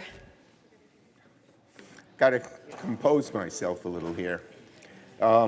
Every senator knows an undeniable truth. We can never do what we do without our amazing, incredible staff. They work behind the scenes. They never fall under the spotlight, but they do incredible work nonetheless. Now that we've finished passing the Inflation Reduction Act, I want to applaud all of the staffers, we already applauded them, but that's good, who made this possible, the hundreds of staffers who serve in Senate offices across the various committees. I want to thank every single one of them for their remarkable work in passing the Inflation Reduction Act. I will submit their names into the record to honor their achievement and preserve forever the role they played in bringing this bill to life. And I ask unanimous consent to have the names of all of the committee staff who contributed submitted into the record. Without objection. To the floor staff, particularly the parliamentarian who worked so hard under not easy conditions, and especially because we had to do so much in such a short period of time, we thank you so. The clerks, the doorkeepers, the reporters, thank you. Thank you to the pages who worked overtime to help us in this historic endeavor, and you'll tell your grandchildren you were here. You were here. Thank you to the cafeteria workers, custodial staff, and Capitol Police. The Senate can't function without all of you. And I thank the Office of Legislative Counsel, the Joint Committee on Taxation, the Congressional Budget Office. And of course, I cannot forget my own staff. The best staff ever on Capitol Hill. And my members know it. The members know how good my staff is. I am so dedicated to them. The best in the business. Of course, every senator thinks their staff is the best on Capitol Hill, but in my case, it happens to be true. To Mike Lynch, who has been with me all these years and is so strong and steadfast and steady. To his deputy chief and my deputy chief, Erin Sager-Vaughn, another person who's been here a very long time and is just amazing. We prize her for her EQ, among other talents. She told me that. To Martin Brennan, another like Mike Lynch. Mike Lynch and Martin Brennan have been with me just about since I started being senator, and they are just such rocks in our office. Incredible. Probably the team of husband and wife who've done more to save the earth this year than just about anybody else, and that is Jerry Petrella and Megan Tyra. They met, got married on my staff. They have a beautiful little boy, George. And when you have two people so important, policy director and legislative director, and a little child at home, it is tough. But they managed to be great parents at the same time as being great and amazing staffers. And they're brilliant. They're just brilliant. My executive team is world-class. Emily Sweeta, Kelly Carney, Abby Kaluza, and Raisa Shah, who just left a few weeks ago. An amazing press team. Justin Goodman, Alex Wynn, nicknamed Wynn, of course, Monica Lee, Alice Nam, Ken Meyer, Sairi Velas, Jasmine Harris, Jonathan Uriarte, Natalia Cardenas, and everyone on the digital team, the Senate Media Center, who work day and night to record, edit, finalize photos, graphics, videos of every sort. They are a blessing. And I want to recognize my press staff up in New York. They are just incredible. Amazing. I'm just so blessed. Angelo Rufero, Ali Biasati, Paige Tepke. My speechwriter, Tony Rivera. My rapid response director, Dan Yokin. The amazing team of researchers, Hannah Talley, Taya Sherwani, and Mikhail Tezema. Our talented press assistants, thank you so much. Gabriel Avalos, Grace Kaniger, Ria Vashi, and Sydney Johnson. To people who do an amazing job reaching out to the community, Sieta Chiandoli and Julieta Lopez, incredible. They talk to all the groups and make them feel part of what we're doing, and they know what we're doing. It's so wonderful, the job that they do. And a brilliant legislative team. Brilliant. Brilliant is an overused word, but it's not overused in the case of my staff. The ideas they come up with, the way they manage to get everything done, it's amazing. So there's Adrian Deveni and Tim Ryder, Matt Fuentes, Dilly. It's a hard, long last name. I always call him Dilly. I'm glad it's just Dilly. Sundaramurthy. Where is he? Oh, he's not here to correct me. Good. Dilly. Anna Taylor. Anna Taylor is so damn dedicated. She had a baby 2 days ago, and she's still on the phone talking. And I said, Anna, stop. No, no, no. She was so dedicated and put so much time into this that she kept working. And her little beautiful child, Posey, we heard her crying happily in the background as we were moving through all of this. John Cardinal, an amazing guy who worked so hard on this and on ChipFab. Reggie Babin, our counsel. Rob Hickman, Annie Daly, Ramon Carranza, Catalina Tam, Sam Rodarte, Jillian McGrath, Justine Ravel, Ryan Egan, Didier Barjan, Grace Magaleta, Bree Sonia Thompson, Van Dan Patel, Leela Najafi, Leanne Simpa Ta Na School, Jeff Dixon, Mike Kuiken, Lan Bodian, Riza, Yazid, Beth Rabel, Kai Vogel, Josh Guttmacher, and Gunnar Habel. And the floor staff. You know, there are certain people you say couldn't have done it without you, and a bunch of the names I've mentioned fall in the couldn't have done it without you category. But we all know that, you know, just the wisdom and the knowledge and the history that's in his bones and brain is just made him indispensable. And that is Gary Myrick. Is he here? He's very modest, so I'm going to make him mad. We should all applaud him. He hates it.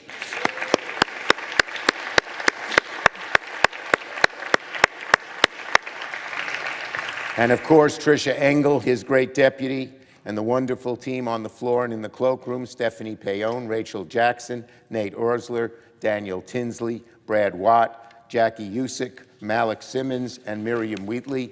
And of course, my Tech and I team. What a great bunch. Scott Rod, and for someone who's not very tech-oriented, this team is indispensable too. Scott, remember everybody, not very tech-oriented. Here it is. Scott Rodman, Heman Mehta, John Housley, and Amy Mannering. And more staffers who work here every day in Washington, and we didn't name a lot of my staff in New York. I'll just throw in the name of Steve Mann, who has been our deputy district director since I started in the Senate and does a wonderful job. They all do, but I just wanted to mention him. And we commiserate with Mike Lynch over the Yankees, who are losing a lot of games these days. As today I conclude, I ask unanimous consent to enter the names of my entire staff in the record. Without objection. I want them to know how much I appreciate their work, how great a difference they've made. This bill is going to change America for decades, and you did it. Wherever you go, whatever you do, you should never forget how much you have helped make the world and the globe a better place. Never forget it. So, to every single staffer on my team, to staffers in other offices, committees here on the floor, thank you, thank you, thank you very, very much. I yield the floor because Mr. Padilla has some important words about a New Yorker. Madam President. The junior senator from California. Thank you, Madam President. As Leader Schumer said, I rise today to honor the life and mourn the passing of Vincent Vin Scully, who will be remembered as the greatest broadcaster in sports history and a true ambassador for Los Angeles, the Dodgers, and the game of baseball. Born in 1927 in the Bronx, he grew up near the Polo Grounds and actually became a big fan of the New York Giants baseball team as a child, and it never held that against him. He served our nation as a member of the United States Navy for 2 years before attending Fordham University. And at Fordham, listen to this, at Fordham he managed to play on the baseball team, work on the school paper, and broadcast many of the university's football, baseball, and basketball teams. His career as a broadcaster took off soon after he graduated from college. By 1950, he joined the Brooklyn Dodgers broadcast team, and in 1954, he became the team's principal announcer, a position he would hold until his retirement in 2016. He was the longest tenured announcer for any team in any professional sport. Now, in 1953, at only age 25, Vin became the youngest person to ever broadcast a World Series, a record that remains to this day. Now, when the Dodgers moved from New York to Los Angeles in 1958, Vin moved with the team, and he quickly became the voice of baseball in Southern California. Vin was the voice of the Dodgers for 67 years, but his unparalleled storytelling and love of sports allowed him to transcend baseball. Many fans will recall Vin's unique calls of some of the most memorable football games and golf tournaments of the 20th century. And he was also a presence in pop culture, appearing in dozens of movies, TV shows, and documentaries. Vin lent his talents to everything ranging from sketch comedy series Laugh-In, to the iconic science fiction show The X-Files, to the classic baseball movie, and one of my favorites, For the Love of the Game. And he relished serving as Grand Marshal of the 125th Rose Parade ahead of the 2014 Rose Bowl. In 2016, Madam President, President Obama awarded Vin Scully the Presidential Medal of Freedom, recognizing Vin as one of the signature sounds of America's pastime. And ever humble, when Vin was informed that he would be receiving the honor, he asked, "Are you sure?" From opening day to the World Series and every inning in between, Vin made every game memorable with his love of baseball. And for generations of fans, hearing Vin Scully's soothing voice meant it was time for Dodger baseball. Now, I grew up in the San Fernando Valley, and as a child growing up in the 1980s, I spent many evenings dreaming of growing up to play professional baseball while listening to Vin's voice narrate the action. And while he became a legend for his talents behind the microphone, he'll actually be remembered best for his decency beyond the broadcast booth. I remember a few years ago when I was serving as California Secretary of State, I had an opportunity to introduce Angela and two of our sons to Vin at a voter registration event before the game at Dodger Stadium. And he was just so incredibly gracious with my family, and it's a memory that we'll cherish. But I also know that we weren't unique in that interaction with Vin. He always made time for fans, regardless of age, regardless of occupation, wherever and whenever he met them. You see, he wasn't just a sports broadcaster, He was a figure larger than life, and he made all of us feel like family. Angela and I certainly join the Los Angeles community, the Dodgers organization, and baseball fans around the world in mourning the passing of Vin Scully. Our hearts go out to the entire Scully family.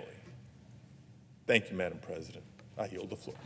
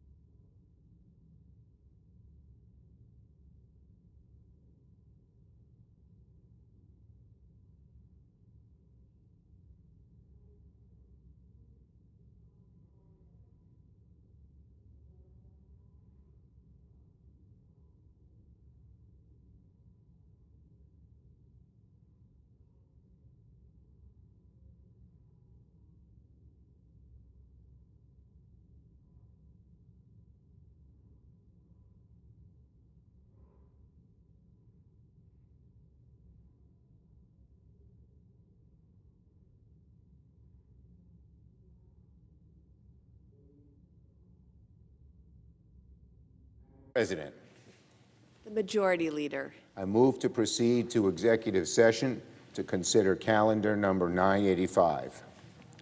The questions on the motion? All in favor say aye. Aye. All opposed, no. The ayes have it, and the motion is agreed to. The clerk will report the nomination. Nomination, the judiciary, John Z. Lee of Illinois to be United States Circuit Judge for the 7th Circuit. I send a cloture motion to the desk. The clerk will report the cloture motion. Cloture motion.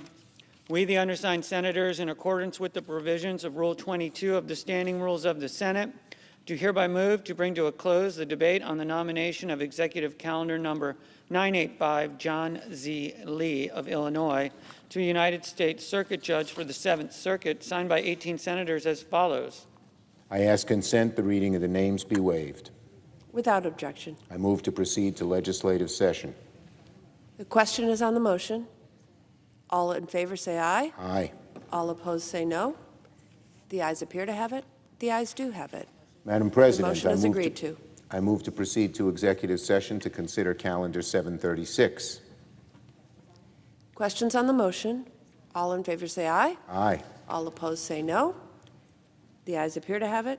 The ayes do have it. The motion is agreed to. The clerk will report the nomination. Nomination, the judiciary, Andre B. Mathis of Tennessee to be United States Circuit Judge for the 6th Circuit. I send a cloture motion to the desk. The clerk will report the cloture motion. Cloture motion. We, the undersigned senators, in accordance with the provisions of Rule 22 of the Standing Rules of the Senate, do hereby move to bring to a close the debate on the nomination of Executive Calendar Number 736, Andre B. Mathis of Tennessee to be United States Circuit Judge for the 6th Circuit, signed by 17 senators. I ask consent the reading of the names be waived. Without objection. I ask unanimous consent that the mandatory quorum calls for the cloture motions filed today, August the 7th, be waived. Without objection. Madam President, I ask unanimous consent to proceed to executive session to consider the following nomination. Karen F. Patman to be Ambassador of the United States of America to the Republic of Iceland, that the Senate vote on the nomination without intervening action or debate, the motion to reconsider be considered made and laid upon the table, that the President be immediately notified of the Senate's action, and the Senate resume legislative session. Is there objection? Without objection, the clerk will report. Nomination, Department of State, Karen F. Patman of Texas to be Ambassador of the United States of America to the Republic of Iceland. The question occurs on the nomination. All in favor say aye. Aye. All opposed say no. The ayes appear to have it. The ayes do have it. The nomination is confirmed. I ask unanimous consent that notwithstanding the upcoming adjournment of the Senate, the President of the Senate, the President pro tem, and the majority and minority leaders be authorized to make appointments to commissions, committees, boards, conferences, or interparliamentary conferences authorized by law by concurrent action of the two houses or by order of the Senate. Without objection. And Madam President, I ask unanimous consent that the Senate be in a period of morning business with senators permitted to speak therein for up to 10 minutes each. Without objection.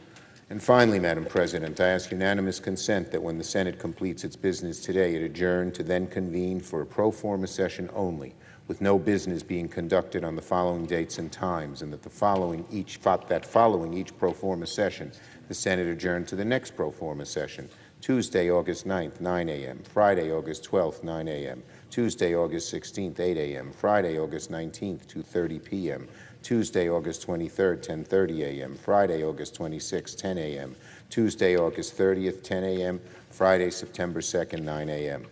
I further ask that when the Senate adjourns on Friday, September 2nd, it next convene at 3 p.m. Tuesday, September 6th, that following the prayer and the pledge, the morning hour be deemed expired, the journal of proceedings be approved to date, the time for the two leaders be reserved for their use later in the day, and morning business be closed.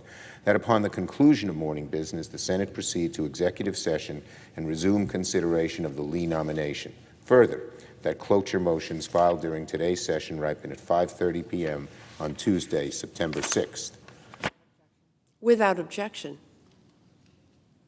Unanimous consent that the senior senator from Maryland, Mr. Cardin, be authorized to sign duly enrolled bills or joint resolutions from August 8th through September 6, 2022. Without objection. If there's no further business to come before the Senate, I ask that it stand adjourned under the provisions of Senate Res. 748. Under the previous order and pursuant to S.Res.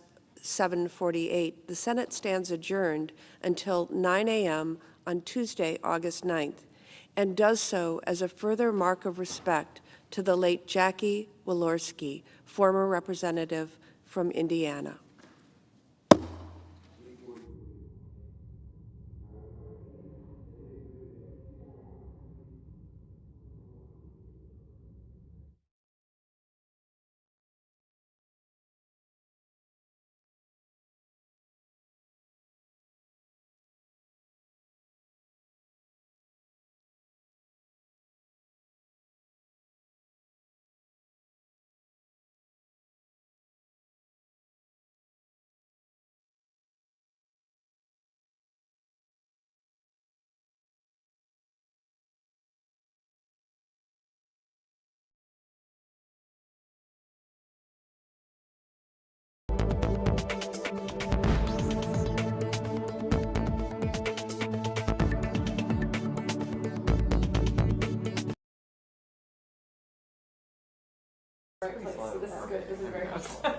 I told him to go ahead and send out his letter, so.